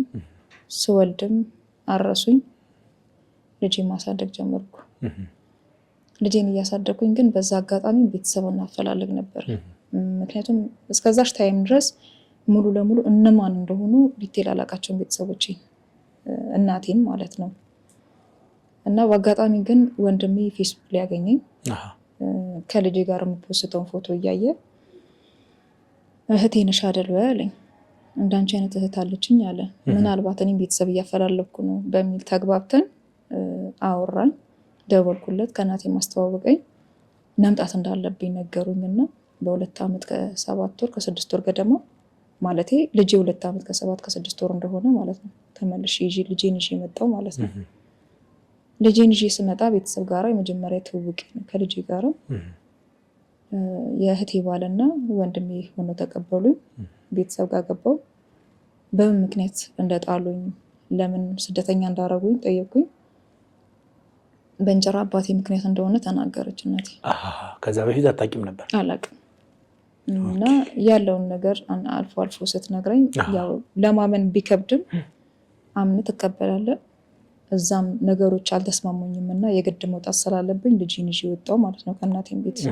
በዚህ ሁላ ጊዜ ውስጥ ያለሽ ሙስሊም ነው የነበርሽው? እስልምና እምነት ተከታይ ነሽ? ወጣሁ ወደ ከተማ ተመልሼ መጣሁ። እዛ ጅማ ሆኖ ከከተማ ነሽ ከተማ አለች እና ከሰፈር ሰፈር ማለት ነው መጥቼ ቤት ለመከራየት እጄ ላይ ገንዘብ የለም። ያለኝ አማራጭ እንደገና ልጅ መልሼ እነሱ ጋር ወስጄ ስራ መቀጠር ነበረና ስራ አስቀጠሩኝ። ሻይ ቤት ነገር ሻይ ቤት በተቀጠርኩበት ሰዓት ልጄን ላመቼ ሰጥተውታል መሰለኝ። በጣም ተጎዳብኝ። ልጄ በጣም የሚያምር ቆንጆ ልጅ ነበረና የመጨረሻ ሁሉ ሰውነቱ አልቆ ሆዱና ጭንቅላቱ ብቻ ነው የቀረው። ቤተሰቦች እንደዚህ አይነት ባዕድ አምልኮ ወስዳሉ? አዎ ያ ነው ህይወታቸው። በዛው በቃ ልጄ ሲታመብብኝ ልጄ ለማየት ስመጣ ልጄ መታመሙን ሳይ ከፀጉሩ ላይ ትል ነበረ የሚረግፈው። ልጄን ይዤ ወደ መርካቶ ነበር የወጣሁት። መርካቶ ይባል ሰፈሩ ነው ዋና ከተማ። ወደዛ ወጣሁና አንድ ባለ ፋርማሲ ነበረ። እባክህን ገንዘብ የለኝም ለልጄ መድኃኒት ብዬ ስለው ልጄን ተቀብሎኝ የቆዳ ስፔሻሊስት ጋር ወስዶ አሳክሙልኝ። ፕሮቴስታንት ነው የሚገርም እና አሳክሙልኝ ልጄን። እርሱ እየተንከባከበ ቤት ተከራይቶልኝ የተወሰነ እቃዎችን ገዛዝቶልኝ ስራ መስራት ጀመርኩ ማለት ነው። ተመልሼ ግን ስራ መስራት የጀመርኩት ቡና ቤት ነው። ላገኝና ለሰራ የቻልኩት በሰዓቱ እያጸዳው እያስተናገድኩ መኖር ጀመርኩኝ። ግን ያው አሁንም ሴተኛ አዳሪነቱን ለመሞከር ከወንድ ጋር የመቀራረብ ፍላጎቱ ስለሌለኝ በጣም እጣላ ስለነበረ አብዛኛው የጉልበት ስራ ነበር የምሰራው። እንጀራ መጋገር፣ ቤት ማጽዳት፣ ቢራ አጥቦ ማስገባት፣ በፊት የሰራኋቸውን አይነት ስራዎች ማለት ነው። ከዛ ባለፈ ወንድ ልጅ ጋራ እንደዚህ በቶ ምናምን አልችልበትም። ማለቴ ፈጽሞ ባህሪ አይገናኝም ከወንዶች ጋር። ቁጭ ብዬ እጠጣለሁ። በጣም ብዙ መጠጥ ነው የምጠጣው። በመጠጥ ነው ገቢ ማስገባው እኔ። እንደሌሎቹ እንዲህ ቢዝነስ ወጥቼ ምናምን የመውጫ ምናምን ወይ አልጋ ከፍዬ አይደለም። በመጠጥ ነበር ገቢ ማስገባላቸው ነው። ያ ነገር ደስተኛ ስላደረጋቸው አይጫኑኝም ነበር የምገባባቸው ቡና ቤቶች። ያም በሆነበት አጋጣሚ የዛ ህይወትም ስለሰለችኝ ወጥቼ አትክልትና ፍራፍሬዎችን መነገድ ጀመርኩኝ። የተወሰነች ገንዘብ አጠራቅሜ ያንም እየሰራው ከሰርኩ። ጫታውንም ጥቅም ያለሽ? አዎ እቅማለሁ። እንደውም ሺሻ ጀምሬ ነበር ያልነገርኩ ሱዳን ላይ ማለት ነው። ኧረ እባክሽ! ያው ሱዳን እያለሁ ሺሻ ጀምሬ ነበረ። እንዴት ጀመርሽ? ያው ኢጃዛ ቤት ይባላል። ኢጃዛ ቤት ማለት እረፍት ቤት ነው እና በወር አንድ ቀን ትወጣለህ እረፍትና ሁሉም ሰው እዛ ጋር ካሮትና ሻይ ቅጠል ቀምሞ እንደ ጫት ይጠቀማል። ጫት ስለሌለ እዛና ሺሻን ደግሞ ያጨሳሉ። በሺሻም ትታወቃለች ሀገሪቱና አብሬያቸው ሺሻን አጨስ ነበረ እዛ። ያው ሺሻውን ተላመድኩት። ኢትዮጵያ መጥቼ አለቀቀኝም ማለት ነው። ሱስ ሆነብሽ ማለት ነው። እና አልፎ አልፎ ከልጆች ጋር ሺሻ ቤት ሄዳለሁ። ምክንያቱም የሺሻ እቃ ሊኖረኝ ስላልቻለ ቤት ውስጥ ማለት ነው። ጫት ቤት እንሄዳለን፣ ሺሻ ቤት እዛ እንቅማለን፣ እንጠጣለን፣ እናጨሳለን። ይሄ ቋሚ ላይፍ የሆነ ማለት ነው። እና ያ የንግድ ስራውም አላዋጣኝም። ተመልሼ እንደገና አሁንም ሻይ ቡና ጀመርኩኝ። ሻይ ቡና ጀምሬ ጎን ላይ ፋስት ፉድን ጀመርኩ። አልሆነም። በተለያዩ አይነት ምክንያቶች ያ ስራዬም ከሰረና የግዳውን መሰደድ ተመረጥ ማለት ነው። እና ለመሰደድ ደግሞ ወደ ዱባይ የግድ መሄድ ነበረብኝ። ልጅን አሁንም ደግሜ ያው ሆኑ እንግዲህ ምንም ማድረግ አልችልም። ዘመድም ያለኝ እነሱ ስለሆኑ ዘመድ ባዳ ነው ብለህም መተውም ዘመድም ደግሞ የፈለገ ነገር ክፉ ነው ብለህ እንግዲህ አትርቅም። ልጄን ድጋሚ ሰጥቻቸው ወደ ዱባይ ሄድኩኝ ማለት ነው። ጥሩ አጋጣሚ አልነበረም እና ያጋጠመችኝ መዳም በጣም ጨካኝ ነበረች።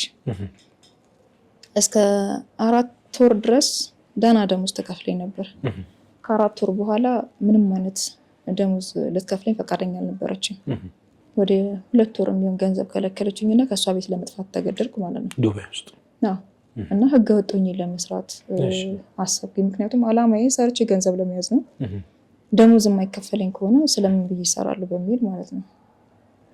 እዛ ዱባይ ጠፍቼ በምኖርበት ሰዓት አጋጣሚ ሆኖ ስራ ቶሎ ላገኝ አልቻልኩም።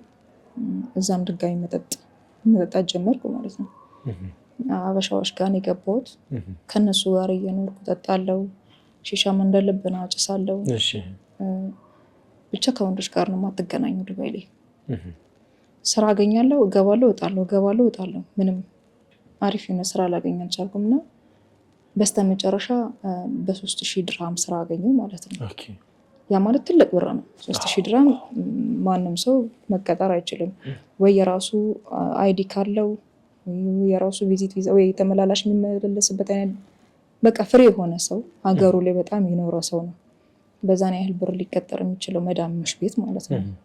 እና መዳም ቤት መሰለኝ መስተንግዶ ነው ካፌ ሲሉኝ ምንድነው ሻይ ቡና ሺሻ አሉኝ። ይሄ አዲስ አይደለም ለኔ ብዬ ጀመርኩት። ሄድኩኝ ስራውን ለመግባት ሲሄድ ግን ቡና ቤት ነው የሆነው። ሺሻና ቡና ታቀርባለህ።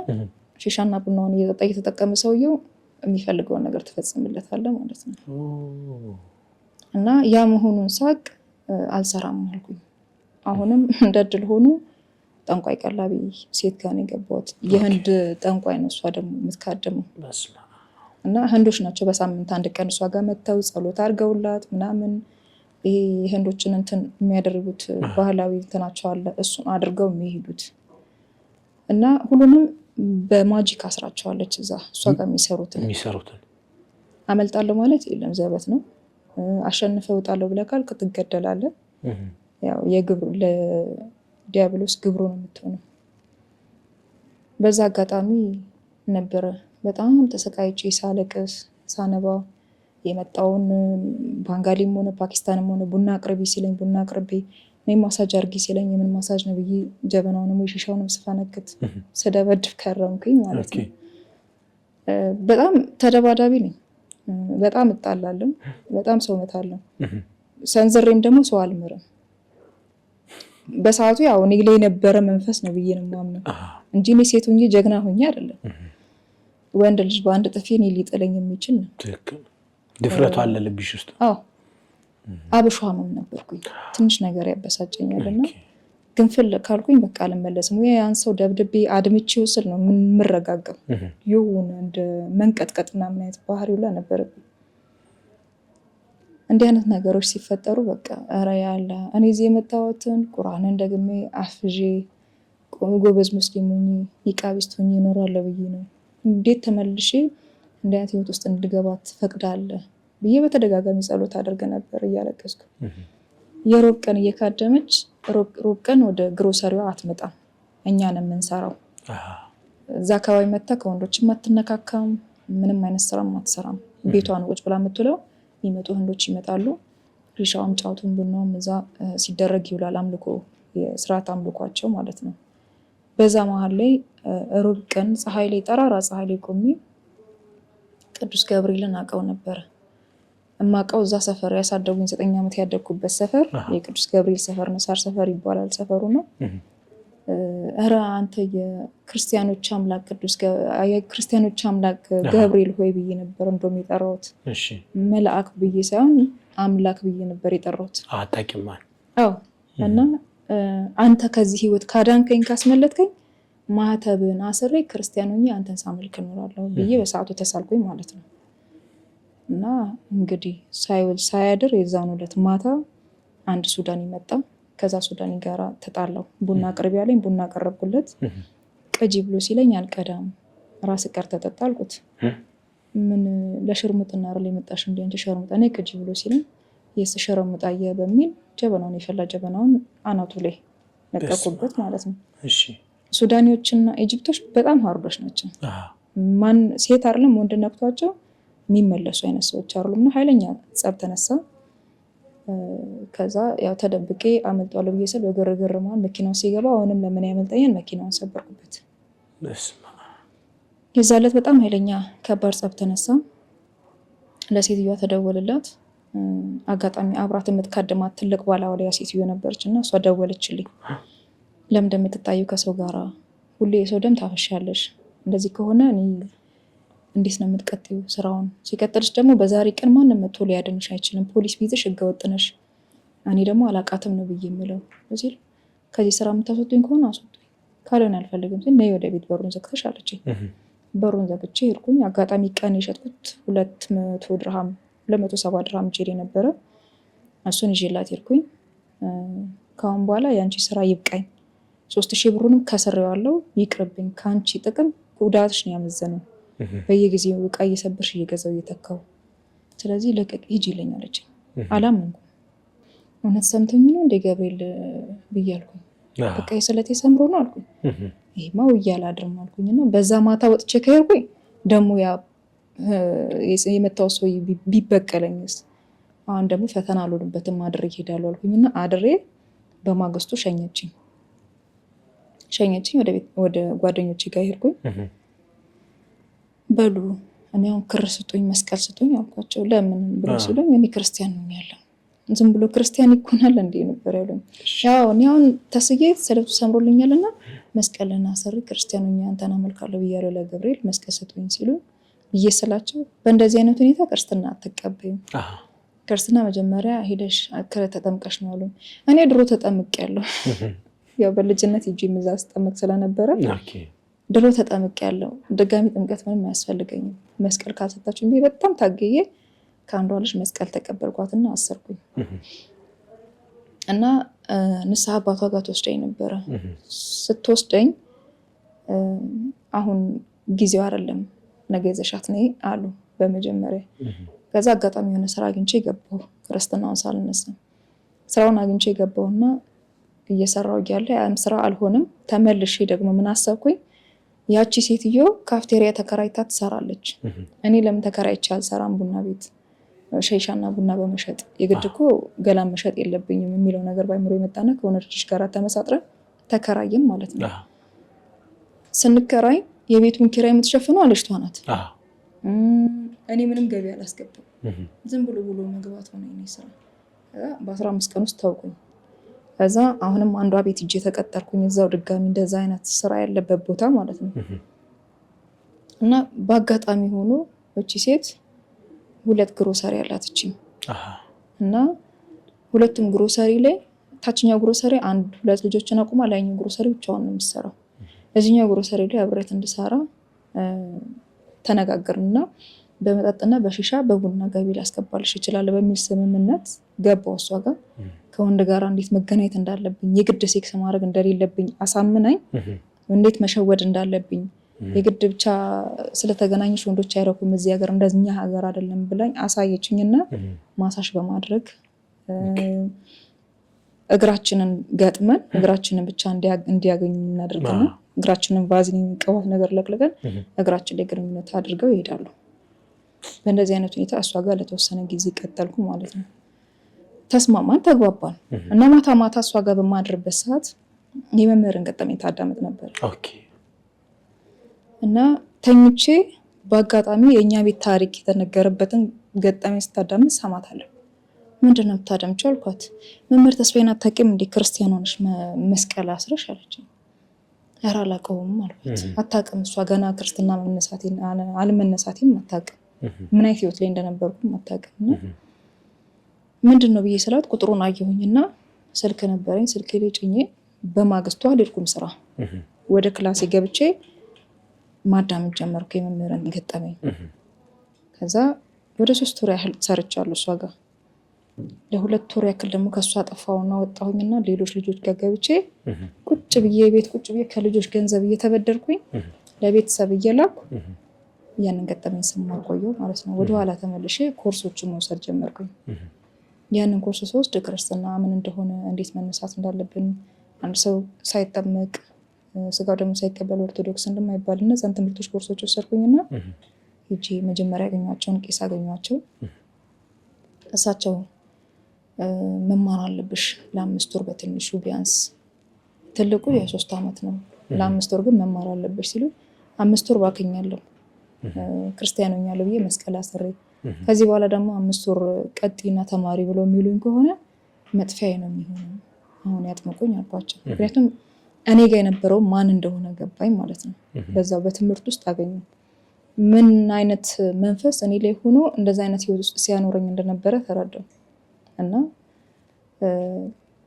ብፁዕ አቡነ ዲሜጥሮስ ይባላሉ ነው የተባበሩት ኤምሬት ሰበካ ጉባኤ አስተዳዳሪ ሊቀ ጳጳስ እሳቸው ጋር ተማክረው ክርስትና አነሱኝ ማለት ነው። ያቺ ቀን በጣም የምትገርም ናት ለኔ። በዛ አጋጣሚ ያው ክርስትናን ተቀበልኩ። ስጋው ደግሞ ከተቀበልኩ በኋላ ፍጹም ሌላ ማንነት ሆነ ማለት ነው። ያቺ እኔ በፊት ማቃት ሌላ የሆነች ተደባዳቢ የነበረችው ተጣይ የነበረችው ሴት የለችም። ራሴ ላይ የነበረው ለውጥ በጣም ያስገርመኝ ነበር። በዛው በቃ አጋጣሚ ኢጃዛ ቤት ቀየርኩ። የቀየርኩበት ኢጃዛ ቤት አንቺ ገና አሁን ክርስትና ተነስተሽ የትም መሄድ የለብሽም እኛ ጋር ኑሪ ብለውኝ እነሱ ጋር እንድኖር ፈቀዱልኝ ማለት ነው። እነሱ ጋር በምኖርበት ሰዓት የጸሎት ቦታ ነበራቸው። በጣም ትኩረቴን ስቤ ጸሎት ነበር የማደርገው። እኔ ጋር ነበሩ እነዛ ሲያሸንፉኝ ሲጎዱኝ ልጅነቴን ሲቀሙኝ የነበሩትን መናፍስት ለማሰር ነበረ ጥረቴ። ጾም፣ ጸሎት፣ ስግደት ነበረ። ምንም አይነት ጊዜ አልነበረኝም። ክርስትና የተነሳሁበት ወቅት ደግሞ የጾም ወቅት ነበረ። በ29 ክርስትና ተነስቼ በ30 በአንድ 16ቷ ጾም ተገባ ነበረ። በ16ቷ ጾም ሱባኤ ያስኩኝ አርምሞ ይዤ ማለት ነው። በጣም ብዙ የነበሩ ኦርቶዶክሳውያን እንዲህ በመጀመሪያ ቀን እኮ አንቺ እንደዚህ ገና የመጀመሪያ ክርስቲያን ነሽ፣ አርምሞ መያዝ ይህን ያዝ ሱባኤ ማካበድ የለብሽም እኮ ትጎጃለሽ፣ ክርስትና ሲከብድሽ ጥለሽ ትሄጃለሽ ብሎ ሲሉ ችግር የለውም አልኳቸው። ትንሽ የሽምብራ ነበረ ምጽሙ። ያን ጠፍቼ በነበረበት ጊዜ ክርስትና ተነስቻለሁ ብዬ ባልኳቸው ጊዜ ውስጥ ካገኘሁት ከመምህር ተስፋ ያገኘሁት ኮርስ ነው ለዚህ የጠቀመኝና ያበረታኝ። እናም ራዕይ ዮሐንስን ደግሞ ቲክቶክ ላይ የሚማሩ ተማሪዎች ነበሩና ከነሱ ጋር መማር ነበረ እና ስለ መጽሐፍ ቅዱስም ትንሽ ግንዛቤ ያገኘው የተለያዩ ሃይማኖታዊ ትምህርቶች ኮርሶችንም ከመምህር ተስፋዬ በትኩረት ተማርኩ ማለት ነው።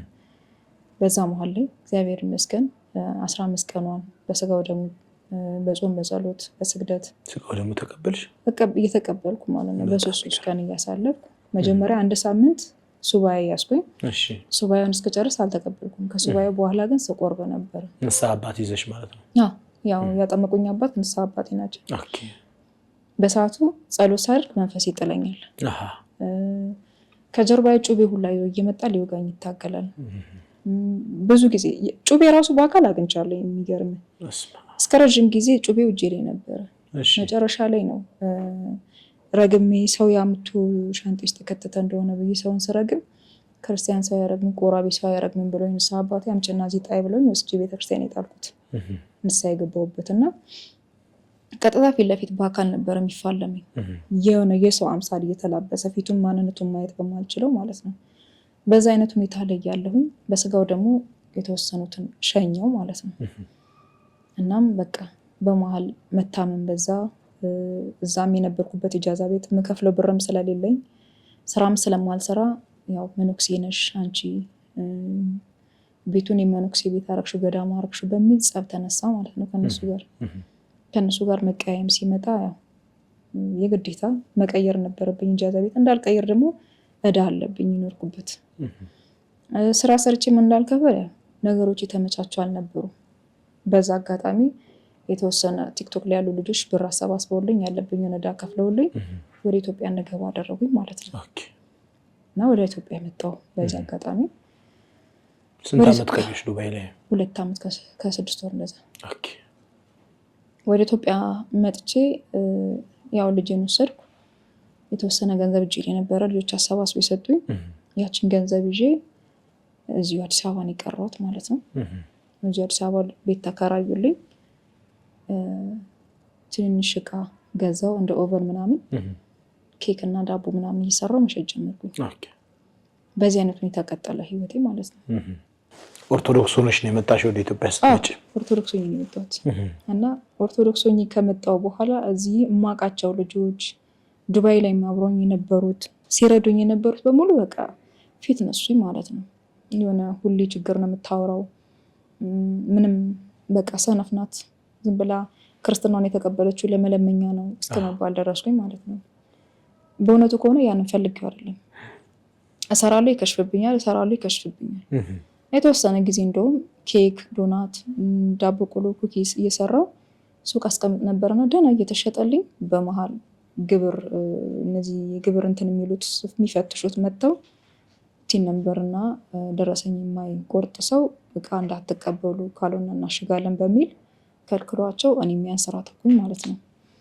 ከዛ ደግሞ ሽሮ በርበሬ ደግሞ ወደ ዱባይ ማቃቸው ልጆች ነበሩ ነው ወደነሱ ኤክስፖርት ማድረግ ጀመርኩኝ። እነሱ ጋር የመጀመሪያ ዙር ኤክስፖርት አድርጌ ሁለተኛውን ዙር ወደ 50 ኪሎ የሚሆን ሽሮና በርበሬ ትል በትል ሆነ ማለት ነው። ምንም ያልቆየ ነው እንግዲህ ትኩስ እና ያን ደፋሁት፣ ከሰርኩኝ። በዛ መሀል ነው መምህር ተስፋዬን አግኝቼው ከኢንተርቪው በኋላ ኬተሪንጉን እንደምሰራ ነግሬው እቃም ተከራይቼ ስለሆነ የምሰራው ኬተሪንጉን እንድሰራ ደግሞ እሱ አስፋፍቶ ያመቻቸልኝ ከሰዎች ጋር ያለውን ኮንታክት ማለት ነው። በዛ አጋጣሚ ኬተሪንጉን እየሰራሁ አለሁ ማለት ነው። በጣም ይገርማል። ክርስትና ላይ የገጠመሽ ፈተና አለ? ክርስቲያን ከሆንሽ በኋላ በቤተሰብ በኩል ምን አይነት ነገሮች ገጠሙሽ? ከዛ በኋላስ ቤተሰብ እንዴት ተቀበለሽ? ክርስትናው ፈተና ነበረው። በእርግጥ ስመጣም ኦርቶዶክስ እንደሆንኩኝ በሚዲያ ተሰምቶ ነበረ። አጋጣሚ ራዕይ ዮሐንስ ስንማር መጽሐፍ ቅዱስ ጥናት ቲክቶክ ላይ ጥያቄዎችን በመመለስ ተሸለሚ ነበርና እንደ በገና መቁረቢያ ልብሶችን እንደዚህ ያሉ ነገሮችን ተሸልሜ ነበርና እንዴት እንደመጣው አመጣጤን ታሪክን ትንሽ በትንሹ ክርስትና አቀባበሌ እዛ ኢንተርቪው አደረጉኝ ቲክቶክ ላይ። በዛ የተነሳ ፌስቡክ ላይም ቲክቶክ ላይም ብዙ ሰው ያገኘኝ ማለት ነው። እና ወደ ኢትዮጵያ ስመጣ ቤተሰብ ጋር ሲሄድ ልጄን ነው መክረው የጠበቁኝ። ልጄን እንዲጠላኝ ወደ ክርስትናው እንዳይመጣ ማለት ነው። ስንት አመቱ ነበር ልጅ? ልጄ 11 አመቱ ነበር የዛ ሰዓት። እና እኔ ከካፊር ጋር አልኖርም፣ ካፊር እናት እንድትኖረኝ አልፈልግም፣ ከአንቺ ጋር ኖሬ የእሳት ውስጥ መግባት አልፈልግም ነበር ያለኝ። ምንም ነገር ባደርግለት ደስተኛ አይሆንም። ካፌ የሚወደውን አይስክሪም ገዛለት፣ ኬክ ተቆራጭ ኬክ ይወዳል፣ እሱን በገዛለት ምንም ነገር ባደርግለት ደስተኛ አይሆንም። እኔ የሆነ ቀን ምን ሆና ነው ብዬ ስጠይቀው አይ አንቺ ካፊር ነሽ፣ ካፊር ጋር መብላት መጠጣት ደግሞ እሳት ውስጥ ነው የሚያስገባው እና እኔ ሙስሊም ነኝ፣ እንደዛ መሆን አልፈልግም ማለት። ማን እንደዚህ ያለ ካልኩት አይ እነከሌ እንደዚህ ብሎኛል፣ ስማቸውን ጠርቶ እንደዚህ ነገረኝ። እንደዛ አሉ። ካው ይርኩኝና ቤት ተጣላሁ። እናቴና አንደኛው ትንሽ ወንድሜ ነበሩ ያልተቃወሙ እና እናቴ ናት አሸንፋ እዛ ቤት ለተወሰነ ለ3 ቀን ለ4 ቀን የቆየሁት ልጄ ፈተና እስኪጨርስ። ልጄን እንደምንም አባብዬ ከእህቴም ልጆች ጋር ተጣልቼ ከቤተሰቦቼም ተጣልቼ ልጄን ይዤ ወደ አዲስ አበባ መጣሁ ማለት ነው። ወደ አዲስ አበባ መጥቼ ልጄን ሊያስተምሩት የሚችሉ መምህራኖችን ፈለኩኝና በቴሌግራም እንዲያስተምሩት አደረግኩ ማለት ነው። በዛ አጋጣሚ መምህርን አላገኙትም፣ ስፈልገው ግን ነበረ እና ሲያስተምሩት ጥያቄዎቹ በጣም የልጅ ጥያቄ አይመስልም።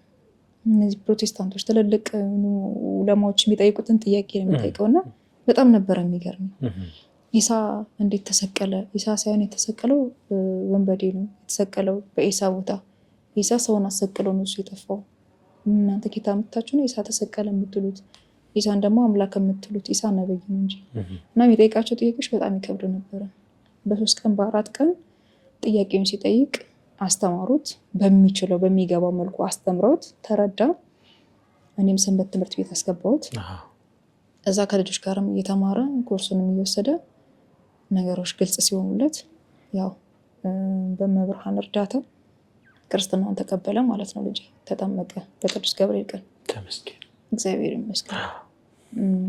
ከተጠመቀ በኋላ እንደውም ምን ያህል ስህተት ውስጥ እንዳሉ ተረድቶ እኔ በቃ መጀመሪያ ሳድግ ያክስቴ ልጅ ነው ማስተምራት እና ክርስትና እንድትነሳ ማድረግ ነበር የሚለው ስለ ኦርቶዶክስ ገብቶት ማለት ነው።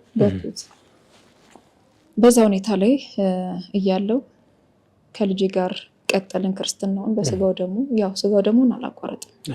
ምክንያቱም ስጋው ደግሞ ከተቋረጠ እኔ መውደቄ ነው። የመቆሜ ትልቁ ምክንያት ስጋው ደግሞ ነው። እኔ እውነት ነው የምነግርህ፣ ቅዱስ ቁርባን በተቀበልኩ ቁጥር የተለያዩ መናፍስት ሲሸኙልኝ ያለው በህልም ማለት ነው። ያው የተለያዩ መናፍስት ቢሸኙም ሰራዊቶቹ እንደሆኑ ይገባኛል። ትልልቁ ከባዱ ዋና የተባሉ ዛር የቤቱ ዛር እናቴ የምታመልከው አያቴ የምታመልከው እኔም በየሰው ቤት ስካድም የነበረው በመተትም የተላኩት እነሱ ደግሞ ይፋለሙኛል እየተላኩ በየጊዜው እና ያንን ደግሞ ለማሸነፍ የግዴታ ደግሞ በሁለት እግር መቆም አለብኝ። በሁለት እግር ለመቆም ደግሞ ደህና ስራ የለኝም። የሆነ ደህና ስራ በሰዓቱ ስለ ያው የቤት ክራይ ነው። አዲስ አበባ ላይ ካልሰራ የቤት ክራይ መክፈል አልችልም። በክርስትና ህይወት ውስጥ ስትኖር ደግሞ እየቆረብክ እየሰገድክ እየጸለይክ ደግሞ ስራዎችን ማግኘት ይከብዳል። ተቀጥሮ ለመስራት እና ደሞዙ አንድ አይገናኝም። የቤት ኪራይና ደሞዙ ያለኝ አማራጭ ያለችኝን ገንዘብ እያብቃቃው ከሱቅም ዱቤ እየወሰድኩኝ እቃ ተከራይቼ ኬተሪንግ እሰራለሁና የማውቃቸውን ልጆች በቃ እንደዚህ ይርዱኝ፣ ይህንን ስራ እያሰራችኝ፣ ይህን እስኪ ማርያምን ዘክሯት፣ ገብርኤልን ዘክሩ፣ ሚካኤልን ዘክሩ እያልኳቸው እሰራ ነበረ፣ ኬተሪንጉም ማለት ነው። በዚህ መሀል አንድ የቅዱስ ሚካኤል ተአምር አለ። ዱባይ በነበርኩበት ሰዓት በጣም ቡና ጠጣ ነበር፣ ኦርቶዶክስም ሆኜ ማለት ነው። መጠጡን፣ ጫቱን፣ ሺሻውን ክርስትና በተነሳው ሳምንት ውስጥ ሙሉ ለሙሉ ነው ያተኩት። ባንዴ ያቆምሽው? ባንዴ ማለት ነው። አልከበደሽም? ምንም አልከበደኝም። እንደውም አስጠላኝ፣ ግን ቡናው ነበር የበረታብኝ። ያንን ቡና እንዴት አቋረጥሽው ብትለኝ፣ በአጋጣሚ እንደዚህ የእንሽ መዳን ቤት እየሰራው የመናዊ ናትና በጣም ቡና ይወዳሉ። ቱርኪሽ ኮፊ ነበረ ማዘጋጅላቸው ነው። ቱርኪሽ ኮፊ ሲዘጋጅ ከስር የሚጠላው የሚሰርገው አተላው አለና በጣም የደቀቀ ስለሆነ ከባህር የሚወጡ አፈሮች አሉ አይደል? ላም ብለው የሚተኙ እንደዛ አይነት ነገር ነው የሚሆኑት እና በማንኪያ ቁጭ ብዬ እንደ አይስክሬም በላ ነበረ ነው እና ስውር አድርጎኝ ነው ያንን የማደርገው። ወይ ትን ብሎኝ ወይ አንቆኝ ነው ወደ ራሴ የምመለሰው፣ ወይኔ ብዬ የምደነግጠው ማለት ነው። እና በአጋጣሚ የነበርኩባቸው የኢትዮጵያውያን ልጆች ደግሞ የቅዱስ ሚካኤል ዝክር ይዘክሩ ነበር። ጽዋ ማህበር አላቸው ነው ጽዋ እነሱ ጋር እኔ ነበርኩበት ቤት ይገባ ነበርና ሲገባ እንደው አንተ ቅዱስ ሚካኤል እኔ አላውቅህም፣ ግን እንደው ዛሬ ልለምን ከዚህ ቡና ሱስ እንደው አስጥለኝና በወር ከዚህ ቤት ጽዋ ሲወጣ መሰክራለሁ። እኔ የለኝም ይሄ ላድርግልህ ለማንቁት በዛች ሳምንት ውስጥ ነው ቡና የጠላሁት ማለት ነው። አስጠላሽ? በቃ ነው በዛች ቅጽበት ጠላው፣ ተውኩኝ። ለተወሰነ ለረጅም ጊዜ ሳልጠጣ ከረምኩኝ ማለት ነው። ድጋሚ ወደ ቡና የተመለስኩት መቼ ነው? ኢትዮጵያ መጥቼ እናቴን ወደ ክርስትና ለማምጣት ወደ ራሴ ጋር ሳመጣ ጸበል ሳመላልሳት በነበረው ሰዓት ቡና ተጠጣ ስለነበረ እሷ የምትፈልገውን ነገር በመከልከል ሳይሆን እየሰጧት ነገሮችን ማስተማር እንዳለብኝ ስለማቅ ጀበናና ሲኒ ገዝቼ ቤት ውስጥ ቡና አፈላላት ነበረ። በመሀል አንድ ወንድሜ ሁለታ እግዚአብሔር አብ ገዳም ጠቆመኝና እዛው ሰጃቸው። አንደኛ አገልግሎት በኦሮምኛ ነው፣ ሁለተኛ ደጁን የረገጠ መንፈስ ሳይታሰርለት አይመጣም ብሎ ነገረኝ። ይዣት ሄድኩኝ። ልጄን አጋጣሚ ልጅ ሰዎች ከጥየው ማለት ነው። ይዣት ሄድኩኝ። እዛው ከመድረሷ እንዳሉት መንፈሱ ፈነዳ። አልሄድም በሚል ተነሳች። አንገቷ ላይ እጇ ላይ ብዙ ጨሌ ስላለ በእርግጥ እምቢ አለች። 1-3 ቀን እንደምንም አባብዬ እዛ ቆየኋት። የመጀመሪያ ቀን አባና አናግሬያቸው እንደምንም ጸበሉን አጠመቋት ከነጫሌዋ። የሁለተኛው ቀን ራሷ ገባች ተጠመቀች። 3ኛ ቀን ተጠመቀች። በ4ኛው ቀን ቅባ ቅዱስ ምናምን መቀባት ጀመረች፣ መጠጣት ጀመረች እና አሁን ላይ እዛ መቆየት አልፈለገችም። መንፈሱ በጣም ተወሰወሰ። አባን እጃ አናግሬያቸው እንግዲህ እዚህ ደጅ ከመጣሽ ከተጠመቀሽ ከጠጣች ጸበሉን ቀን አለው ለሁሉም እና ያንን ቀን ጠብቂ ብሎ አሉኝና በዛን ሰዓት ደግሞ እኔም ሱባኤ ገብቼ ነበርና በሱባኤ ደግሞ ያየሁትን ህልም ነገርኳቸው። ያየሁት ህልም ምንድነው? እናቴን ተሸክሜ ጸበል ወይቱ ጋር ነው ጸበል የሚጠመቁበት አሳዩኝ ብዬ ጸበል ቦታውን ፈልጌ ሂጃ አጥምቂያት ስመለስ ህፃን ልጅ ጋራ ነው መልሼ እሷን ታቅፌ የመጣሁትና ታቅፌ ወደ ቤት የገባሁትና ይህን ህልም ስነግራቸው ቀኑን ጠብቂ ቤትሽ ገብተሽ ተስለሽ ሂጂ ብለውኝ ሸኙኝ ማለት ነው። እዛ ጸበል በነበርንበት ሰዓት አያቴ በጣም በጠና ትታመማለች እና እዚህ እናቴ ጋር የነበረው መንፈስ ሄዶ አያቴን ተጫወታት ማለት ነውና ገነዛት። ከእግዚአብሔር አብ ገዳም ተመልሰን በነበርንበት ቆይታ ቤት ውስጥ መሄድ እንዳትሄድም ከለከልኳት። እናቴን እጅ ላስታመማት ልትሞትብኝ ነው ሲባል አትሞትም ምንም አትሆንም አልኳት። አይ ካልሄድኩ አለች። ይሄን የተቀባሁት ቅባ ቅዱስ ካለ ስጪኝ፣ እናቴን ግን ያው አተነፍስም ሞታለች የተባለ ነው። ቢያንስ እንኳን የምትናዘዘው ኑዛዜ ካለ ብላ ያንን ቅባ ቅዱስ ይዛ ሄደች ማለት ነው። ይዛ በምትሄድበት ሰዓት ምንም አይናገሩም ነበር እናቴ 3 ቀን እህልም አይቀምሱ፣ ብቻ አፋቸውን ትንሽ የከፈቱ ውሃ ነበር የሚያስቀምሱት። ቅባ ቅዱሱን ይዛ ሄዳ ጉልበታቸውን፣ እጃቸውን፣ አፋቸውን፣ አይናቸው ላይ ከቀባባሽ በኋላ ተነፈሱ ማለት ነው። አያቴ ተናገረች እና መናዘዝ ያለባትን ተናዛ አረፈች። አልቆየችም። በዛው ሙሉ ለሙሉ ቤት ውስጥ የነበረው መንፈስ ወረሰች ማለት ነው፣ የአያቴንም ጭምር።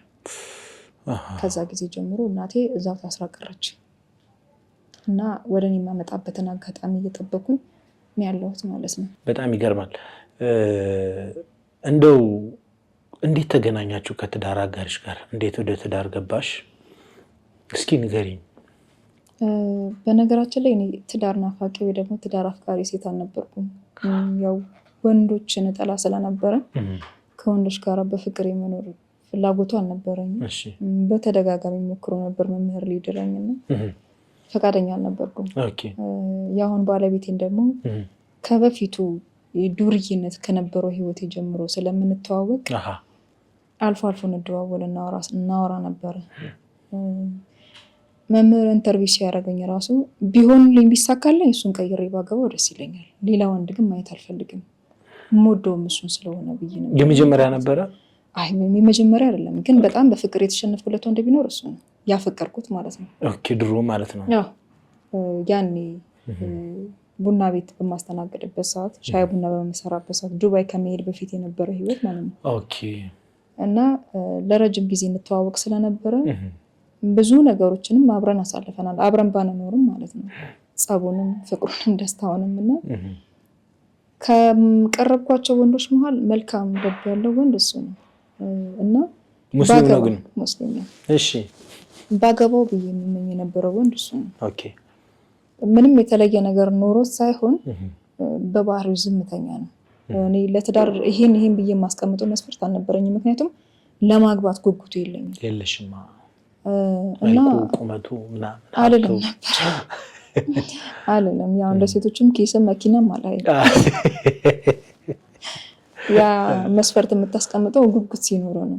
ቢሆን ግን ቀይሬ አብሬ ብኖር ካልሆነ ደግሞ እንደው ትዳራችን እንኳን አብሮ ባይኖር ፍቅራችን አብሮ የማይቀጥል ቢሆን እንኳን እንደው ብቀይረው ብዬ እመኝ ነበረ እና በአጋጣሚ ወደ ገዳም ለመሄድና ለመመንኮስ ንስሐ አባቴን አናገርኳቸው። ልትመነኩሽ? እንደዛ አይነት ነገር ላይ ነበርኩኝ። እሺ። ንስሐ አባቴን አናግሬ ልጅሽ ትምህርታውን ጀምሯል፣ ቢያንስ ለ6 ወር ያክል ይክፋና ከ6 ወር በኋላ አመክሮ ሰጥሻለሁ አለኝ። እሺ። አመክሮ ተሰጥቶሽ የገዳሙን ህይወት ታየዋለሽ። ከተሳካልሽ ተቀብሎሽ ገዳማዊ የምትሆኝ ከሆነ ህይወትሽ በዛ በአመክሮ ጊዜ ውስጥ የምንኩስና ጊዜሽን ታጠኚዋለሽ። እሺ። ካልሆነ ደግሞ ወደ ትዳሩም ትመጫለሽ ሲሉኝ እኔ ስለ ትዳር አያንሱብኝ፣ እኔ በመንኩስ ነው የምፈልገው። ዓለም ሰልችቶኛል። ዓለም ላይ ምንም የሚያስደስት ነገር የለም። ልጄንም ቢሆን ለመብርሃን ለቅዱስ ገብርኤል ሰጥቼ እሄዳለሁ የእነሱ አገልጋይ ይሁን ብዬ አመክሮ ሊሰጡኝ አካባቢ አጋጣሚ አንዲት እህት ደግሞ ዱባይ ላይ ማውቃት በጣም ተጨንቃ ብዙ ነገር አስጨንቆኛል፣ አውቃለሁ ሰድብሻለሁ ከዚህ በፊት ግን አንቺ መልካም ልብ አለሽ እና መብራንን ለምኝልን፣ የሽ ስውሯ ማርያም ደጇ ሄደሽ ተሳይልኝ፣ ከገባሁበት ጥንቅጥ እንደወጣ አለችኝ። ችግሯን አልነገረችኝም፣ የትራንስፖርት ብቻ ነው የላከችልኝ እና ስውሯ ማርያም ሲሄድ 3 ቀን ለሷ ስል ሱባኤ ገባው ማለት ነው። ሱባኤ ስገባ ስለሷ ታሪክ ከማሳየት ይልቅ እኔ ምን አይነት ህይወት ውስጥ እንደምኖር አሳየችኝ መብራን ማለት ነው። አግብቼ በትዳር እንደምኖር ልጆች እንደምወልድ ምናምን አየሁ። ምን አይነት ወንድ ነው የማገባው መብራን? እኔ እኮ ስለኔ አይደለም የጠየኩሽ፣ የተላኩት እኮ መልእክት እኮ ነው ስለሷ እባክሽን ብዬ አሁንም በሁለተኛ ቀን ጸሎት አድርጌ የተወሰነ ደጅ ነበረ የሱባኤ ክፍል እንደውም አልገባውም። እዛው ደጅ በረንዳ ላይ ነበር አዲስ የተሰራው ህንፃው ስር ማለት ነው። አሁንም በድጋሚ የማውቀው ወንድ ነው፣ አግብቼው በትዳር አብሬው ነው ያለሁት። 3ቱንም ቀን ተከታታይ ተመሳሳይ ህልም አሳየችኝ። እሺ እንግዲህ ፈቃድሽ ከሆነ ምን እላለሁ፣ ግን አዳራሽን ይዝሽ ልጅን ታሪክ ብዬ ክርስትና ስሟን ጽፌ ቅዳሴ ቤት ገብቼ ቤተ መቅደስ ስዕል አድኖ አስሮ ሽቄላት መጣሁ ማለት ነው። ከዛ ስመለስ በ3ኛው በ4ኛ ቀን ደወለችልኝ ከዱባይ ልጅቷ በጣም እያለቀሰች ምራሽ ሰማችሽ እኮ መብራን አለችኝ። ምንድነው? በቃ በጣም ተሳስሮ የነበረው ህይወቴ አሁን ቀለለ፣ ችግር የተፈታ። እሺ እንደው አንቺ ሰምተሻለች፣ አሁን ደግሞ አንዲት የቀረሽ ነገር አለች፣ እሷ እንድትፈጽምልኝና ስለቷንም እንደበዛው እንድልክልሽ ተሳይልኝ አሁን ጨምረሽ አለችኝ። እግዚአብሔር ይመስገን ደስ ይላል፣ ያንቺን ስራም ሰርታለሽ ያለሽ ብዬ በውስጤ መብራንና መስገኛ ተመለስኩኝ። ይሄን ነገር እጄ ለንስሐ አባቴ ነገርኩ እና ያው ያየሽው ህልም ምንኩስና እንደማይሆንሽ ነው፣ ግን አሁን የሚመጣው የገና ጾም ነበረ የዛሬ ዓመት። የገናን ጾም ሱባኤ ይዘሽ ጠይቂ አሁን ብሎኝ ቤቴ ውስጥ ሱባኤ ያስኩ ማለት ነው። ቤቴ ውስጥ ሱባኤ ይዤም ተመሳሳይ ህልም አየሁ። ከልጄ ጋር ነው የምኖረው። በሬን አልከፍትም። በሬ ልጄ ከፍቶት ወጥቶ ትምህርት ቤት ሄዶ ይመለሳል። የሚፈልገውን ነገር አንዴ ሰርች ያስቀምጣለሁ። እሷን ነገር እያነሳ ይበላል፣ ይጠቀማል። ለ3 ቀን ሱባኤም ቤት ውስጥም በማደርግበት ሰዓት ተመሳሳይ ህልም እና በጣም ከባዱ ሱባኤ የሚባለው የ24 ሰዓቷ ናት አይደል? ኢቨን እሷን አደረኩኝ እና ተመሳሳይ ሲሆንብኝ ለንስሐ አባቴ ስነግር በጊዜው ሰጪ አሁን ምክሩ አልሰጥሽም አሉ። እሺ ብዬ ቆየው። በምቆይበት አጋጣሚ ነው ከመምህር ጋር ተገናኝቼ ከኢንተርቪው በኋላ ወደ ስራው ገብቼ ስራውን እየሰራው በመሀል ዱባይ ላይ ማውቃት አሁንም አንዲት ልጅ ነበረች እና የሆነ ፋይል እኔ ጋ ነበረት። ያንን ፋይል ላኪልኝ፣ የፓስፖርት እና የቪዛ ፋይል ነበረ ላኪልኝ ስትለኝ በሱ ደግሞ ኢሞ የከፈትኩት በባለቤቴ ሲም ካርድ ኢሞ የከፈትኩት ነበር እና ያ ቁጥር ጠፍቶኛል። ሊያውቅ የሚችለው እሱ ነው። ከዱባይ ከመጣ በመሀል አውርተናል፣ ግን የፍቅር ወሬ አልነበረም። ዝም ብሎ ተደባብራ የምታወራ ወሬ አለ፣ እንደዛ አይነት ነገር ነበር። ያንን ፋይል ፈልጋ እንዳወራችኝ እና ስልክ ቁጥሩ ካለ እንደ አዲስ ኢሞ ልከፍትና ኮዱን እንዲልክልኝ አወራሁት። በዛ መሀል ተግባባን። ስልኩን ማግኘት አልቻለም። የልጅቷን ፋይል አጋጣሚ ሳይገኝ ቀረ ማለት ነው። እና በዛ መሀል ማውራት ጀመረን። ድጋሚ ደግሞ ስለት ለማድረስ ስውሯ ማርያም እየሄድኩኝ ነበር። ስውሯ ማርያም ደርሼ ስመለስ መገናኘት እንዳለብን በተደጋጋሚ እኔ ፈዋሽ ጸበል እንደምወስደው ፈዋሽ ጸበል አለ እያልኩ እንደምወስደው አርሴማም በተደጋጋሚ በህልሙ መሄድ እንደሚፈልግ ነገረኝ። እሱ ማለት ነው። እሺ አርሴማ ሄደ ሱባኤ ለመያዝ ኦርቶዶክስ መሆን አለብህ ለመጠመቅ ብቻ እንጂ ሱባኤ ለመያዝ ለሙስሊም አይሆንም ወይ በሌላ ሃይማኖት ስላለ ሰው አይሆንም። ከዛ በፊት ቢያንስ ዝም ብላ ሄደ ተጠምቀ መምጣት ከፈለግ አልኩት። እዛ ከመሄድ በፊት ላገኝሻለሁ። ከዚህ ጊዜ በኋላ አንዲት ወንድ ልጅ ወደ እኔ ይመጣል። ልሰናከልበት ነው። በጣም ተጨነኩኝ። የእውነት ያላማከርኩት ሰው የለም በሰዓቱ ከመምህር ተስፋዬ ውጪ። ንስሐ አባቴንም አማከርኳቸው። ይምጣ እንደውም ይመጣ ከሆነ ይምጣ። እኔ እንደውም ለአንድ ቤተክርስቲያን አገልጋይ ልደርሽ ነበረ። እንዲህ አባ እንዴት ነው የሚመጣው? እኔ እኮ አሁን ስጋው ደግሞ እየተቀበልኩ ነው። መጣ ማለት ደግሞ መሰናክል ነው። ይሄ ልጅ ወዶ የነበረ ነው። አሁንም ፍቅሩ ያልወጣልኝ ነው። በሰናከለስ አትሰናካ የሚይዙሽ ልጅ ይምጣሉ። ባለቤቴም ከንስሐ አባቴ ጋር ሲነጋገር ቆየ። መምህርንም አናገርኩት። ስለ ክርስትናው አንዳንድ ጥያቄዎችን ከንስሐ አባቴ ጋር ጨረሰ። መጠመቂያው ጊዜ ደረሰና በ29 በተመሳሳይ ቀን ተጠመቅን ማለት ነው። እኔ በተጠመቁበት ቀን እሱ ተጠመቀ። በ29 ሆን ተብሎ ታስቦ ነው ወይስ በድንገት የተፈጠረ? በአጋጣሚ። ስለዚህ ክርስቲያን አደረግሽው ማለት ነው ባለሽ? አዎ። እና ክርስቲያን ከሆነ በኋላ እሱም ወደ ቤተሰቦቹ መመለስ አልፈለገም። እዚሁ አብረን ተቻችለን እንኖር። በቃ ያለፈው አልፏል ሁሉም ነገር። ለምን እንደሆነ አላውቅም። በተደጋጋሚ ቅድስት አርሴማ ነው ያያታለሁ እና ቢያንስ ነገሮችን ቢያንስ ካንቺ መማር ያለብኝ ነገር ካሉ ብሎ ነበር የቀረው። እኔ ጋር መቆየት ካለብህ ከኔ ጋር የመቀጠል ህይወትን መቀጠል ካለብን የስጋው ደግሞ እንዲቋረጥብኝ አልፈልግም። መሰናክል ውስጥ መግባት አልፈልግም። እያንዳንዷን ነገር በርሜል ሂጄ ያየሁትን ነገር እንደዚህ ሆኗል ብዬ ነገርኩ ሆኗል እና ቢያንስ ከተጠመቅክ በኋላ የሰርጋችን ቀን መፈጠን አለበት አልኩት።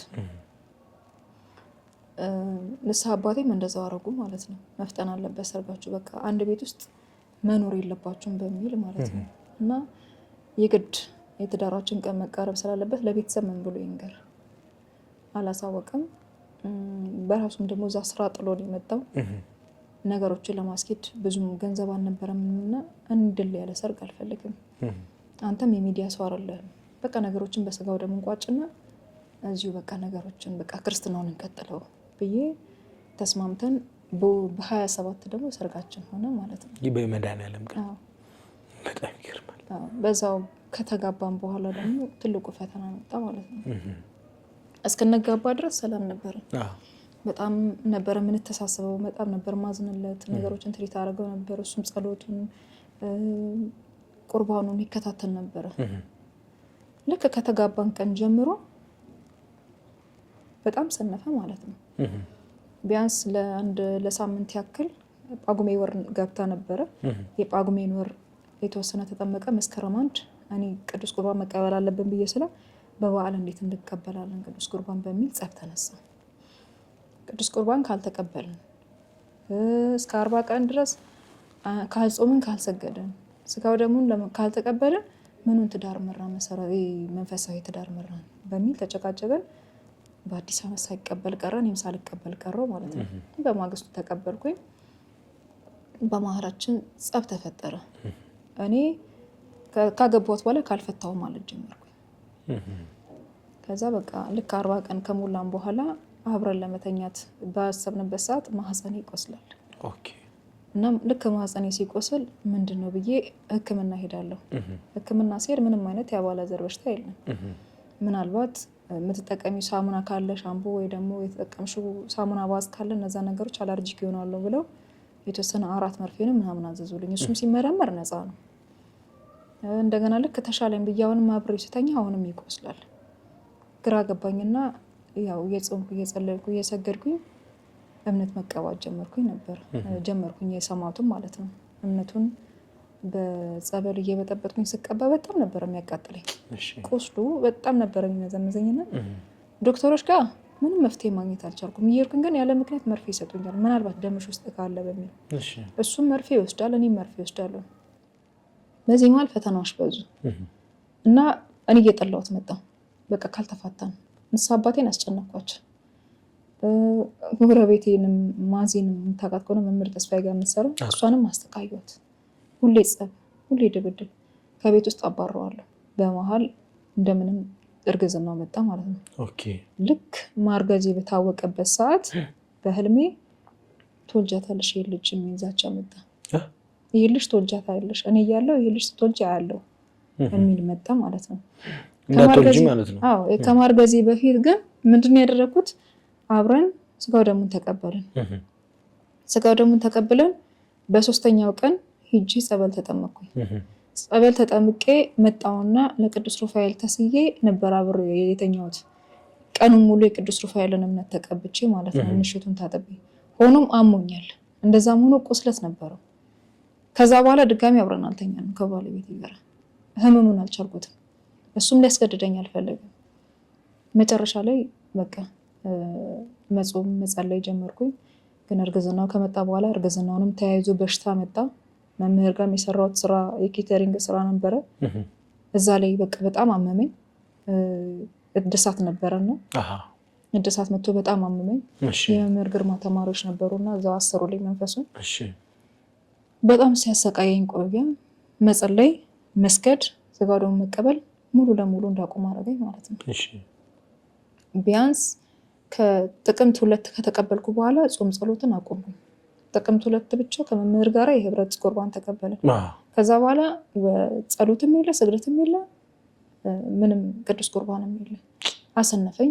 ታማሚ ሆንኩኝ ማለት ነው። ቤት ውስጥ ተኝቼ ግን ሰላም ለኪንና መዝሙረ ዳዊትን በስልኬ ጸልያለሁ በተኛውበት።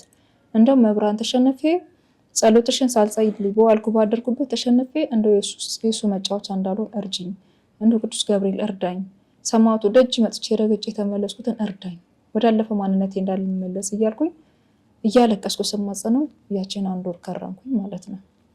ያ ጸሎት የማደርገው ጸሎት ቤት አልገባም፣ ክፍል ላይ ይቻለሁ። እሱ መኝታ ቤት ነው የሚያድረው። እኔ መጨረሻ ፎቅ ላይ ምን እንደ ስቶር አይነት ነገር አለ። እዛ ፍራሽ አንጥፌ የቅዱስ ኪዳነ ምሕረትን ስዕል አድኖ አድርጌ ጸሎት መጽሐፍ አድርጌ እዛ ነበረ የምተኛው። የመድኃኒዓለምን መልካውን ሳደርስ አደርኩኝ።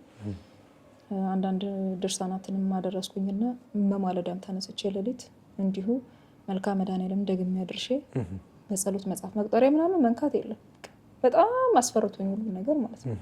በጸሎት መጽሐፍ ነው ላይን እየቀጠቀጥኩኝ በስላሴ ስም ያላችሁ ተሰብስባችሁ ዛሬ የሚሄድበት ትሄዳላችሁ፣ ሙሉበት ትውላላችሁ ብዬ ከባለቤቴ ጋር ማንነጋገርም ነበረ። አሰርኳቸውና መናፍስቶቹን እንደታሰሩም አምኜ ተነስቼ ባለቤቴን ይዤ ሄድኩኝ ማለት ነው። ባለቤቴን ይዤ ሄጄ የዝክርም ነበረብኝ የመድኃኒዓለም ዝክሩን አብልቼ እዛ ደጅ ላይ ገብተን እዛ ዝክሩን ለመቅመስ ገባን። አባጋ እንዲፈትሹልኝና እንዲያስሩልኝ አድርጌ እዛ ፈትሾልኝ አሰሩልኝ። በዛን ቀን ተሸኘ ማለት ነው። ተሸኘልሽ? ከዛ በኋላ ሰላም ወረደ። ከባለቤቴም ጋር ሰላማዊ ትዳር መምራት ጀመርኩኝ ማለት ነው። እንደገና እንደ አዲስ እንጂ ሁሉ ነገር በጣም ከባድ ነበር። ይህን ይመስላል በእኔ በኩል ያለው ቻሌንጅ። እንደው በህይወትሽ በጣም በቃ እንደው ቅስምሽን ክት ያለበት ቀን እንደው የምታስታውሹ ቀን አለ? ስብር ያልሽበት ቀን? ብዙ ቀኖች አሉ። አንደኛው እና የመጀመሪያው ቀን ገንዘብ አጥቼ መበላው መጠጣው ያጣሁበት ቀን፣ ከዱባይ ሆኜ ለእርዳታ ሚዲያ የወጣሁበት ቀን ነበረ። መቼ የማይረሳኝ የማይቀን ታመም ያለው መስራት እየቻልኩ ሳልሰራ ከርም ያለው ታስሬ የሰዎችን እጅ ጠብቄ ነበረ የምኖረው እና በዓል ደርሶ ዶሮ አምሮ ዶሮ ቤት ውስጥ ሳይሰራ ከርሞ ሁሉም ዶሮ ያለበት ጓደኞቹ ጋር ሄዶ ሲያከብር እኔ ቤት ውስጥ ተኝቼ ነበር ያልኩትና በምግብ እንደማይኖር ወይ ደግሞ በምግብ ደስታ እንደማይገኝ አምን ነበረ። ግን ክርስትና የተቀበልኩባት ሰሞን ስለሆነች በጣም ገራለኝ። የበዓል ቀን ደግሞ ከባድ ነው። አንድ እሱ ነው። በሁለተኛው ቀን ደግሞ በማግስቱ አንዱ ቲክቶክ ላይ እንደዚህ ዝም ብዬ ሳጋራ መዳም ቤት ሆና የሰራችውን ዶሮ ቋጥራለኝ ይዛ መጣች ማለት ነው። ለማስታወሻ ብዬ ቲክቶክ ላይ ፖስቻታለሁ። ሌላኛው ቀን ደግሞ ወደ ሀገሬ ከመጣሁ በኋላ እንዲሁ በጣም የመምህር ተማሪ የሆነች ጎበዝ የመምህር ተማሪ የሆነች እሷ ቤት ተከራይቼ እየኖርኩኝ ዳቦና ኬክ ለምን በኦቨን ሰርተሽ ሸጥሽ በማለት መብራት የቆረጠችብኝ ቀን። ተናግረ መጣላት የምትችለው አይነት ነገር አይደለም። ትምህርት አልገባትም ማለት ነው።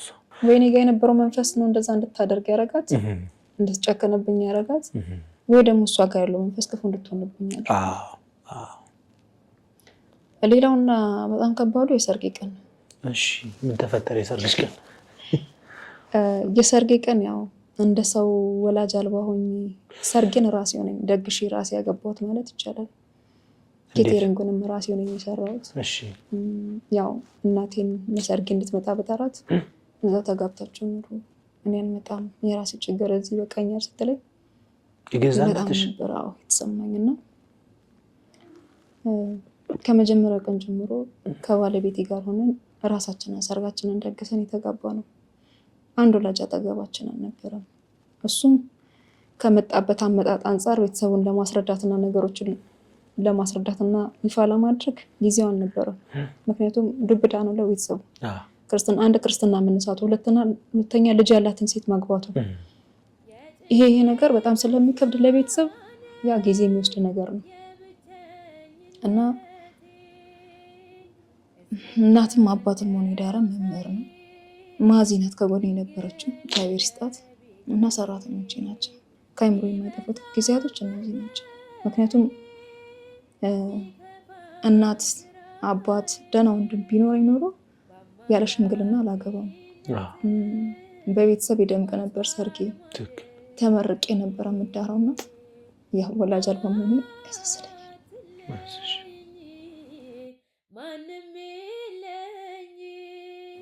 እና እነዚህ ናቸው የሰበሩኝ ቀናቶች።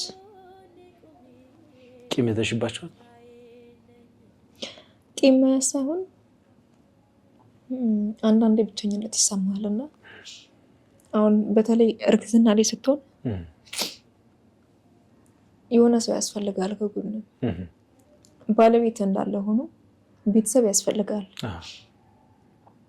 ሊረዳህም የሚችለው ቤተሰብ ነው። በይበልጥ ደግሞ እናት ያንን ስቴፕ አልፈዋለች እና ልጇን ልትረዳ የምችለው እሷ ናት። ባለቤት የመጀመሪያውን አይረዳም፣ ቀጣይ የሚመጡትን ነው የሚረዳ እና ብዙ ነገሮች ሲያስፈልጉኝ በሚያስፈልጉኝ ሰዓት ከአጠገቤ ስለሌለች ይከፋኛል። ቂም አልይዝባትም፣ ግን ያው ይሄ ህይወት ስለሆነ አምኜ ተቀብያለሁ። ግን አልፎ አልፎ አለ አይደለ በቃ በሚሰማ ሰዓት የምታንጸባረቀው ባህሪ ነው። የልጅ እናታችን የቅድስት ኪዳነ ምሕረት ልጅና የሰማዕቱ የቅዱስ ጊዮርጊስ ልጅ ነው። በርሜል ደርሰሽ ከመጣሽ በኋላ ነው ልጅ ያገኘሽው። በጣም ደስ ይላል።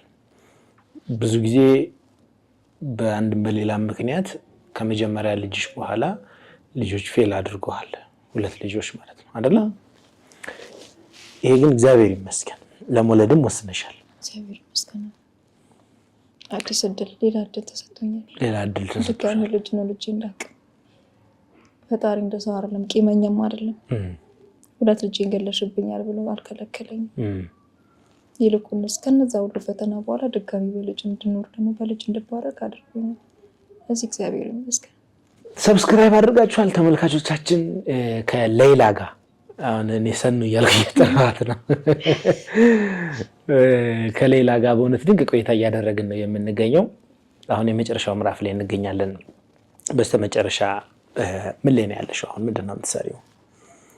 አሁንም ያው በኬቴሪንግ ስራ ሆኖ ግን በሰፊው እየሰራ ያሉት አገልግል ነው።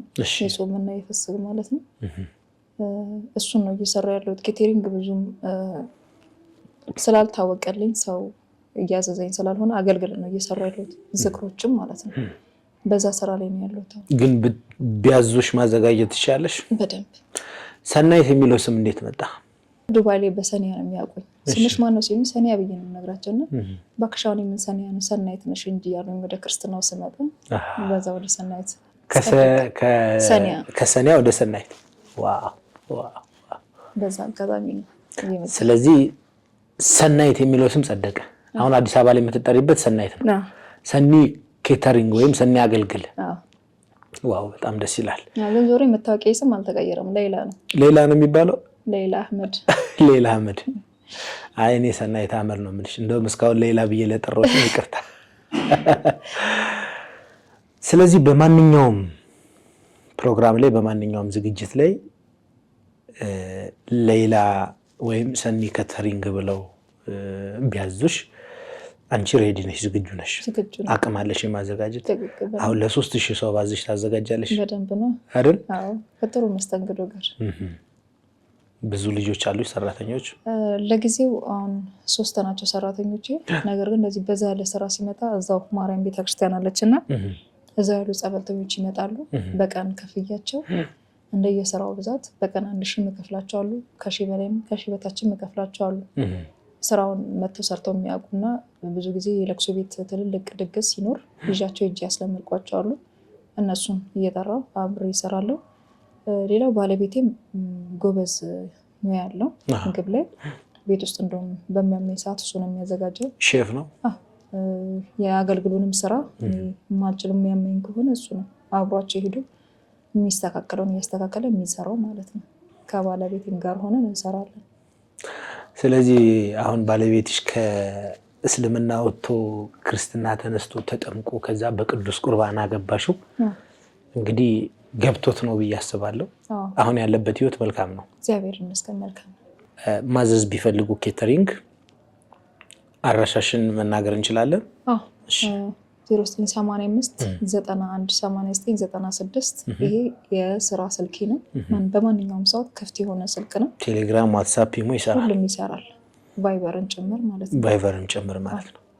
0985 918996 ሰኒ ኬተሪንግ።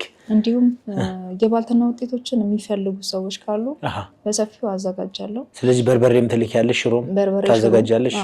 በሱ አጥሚት፣ የገንፎ እህሎችን ሁሉንም አዘጋጃለሁ።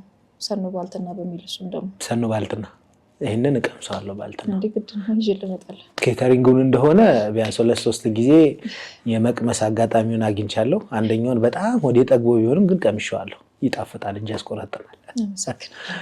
ለክርስትና፣ ለልደት፣ ለተስካር፣ ለሰርግ፣ ለመልስ፣ ለማንኛውም ዝግጅት፣ ለዝክር ብትፈልጉ ለምሳሌ እዛ የተለያየ ዓለም ላይ ሆናችሁ ነዳያን እንዲበሉላችሁ ፍላጎት ኑሯችሁ እናንተ በአካል መገኘት ያልቻላችሁ ወንድም እህቶቻችን ሰኒ ኬተሪንግ ብላችሁ ስልኳን ብትደውሉላት በቀጥታ ያንን ኃላፊነት ተቀብላ እነዛን ሰዎች አስተናግዳ ዝክራችሁን አድርሳ ቡራኬ ተቀብላ ወደ እናንተ የምታስተላልፍ ይሆናል ማለት ነው።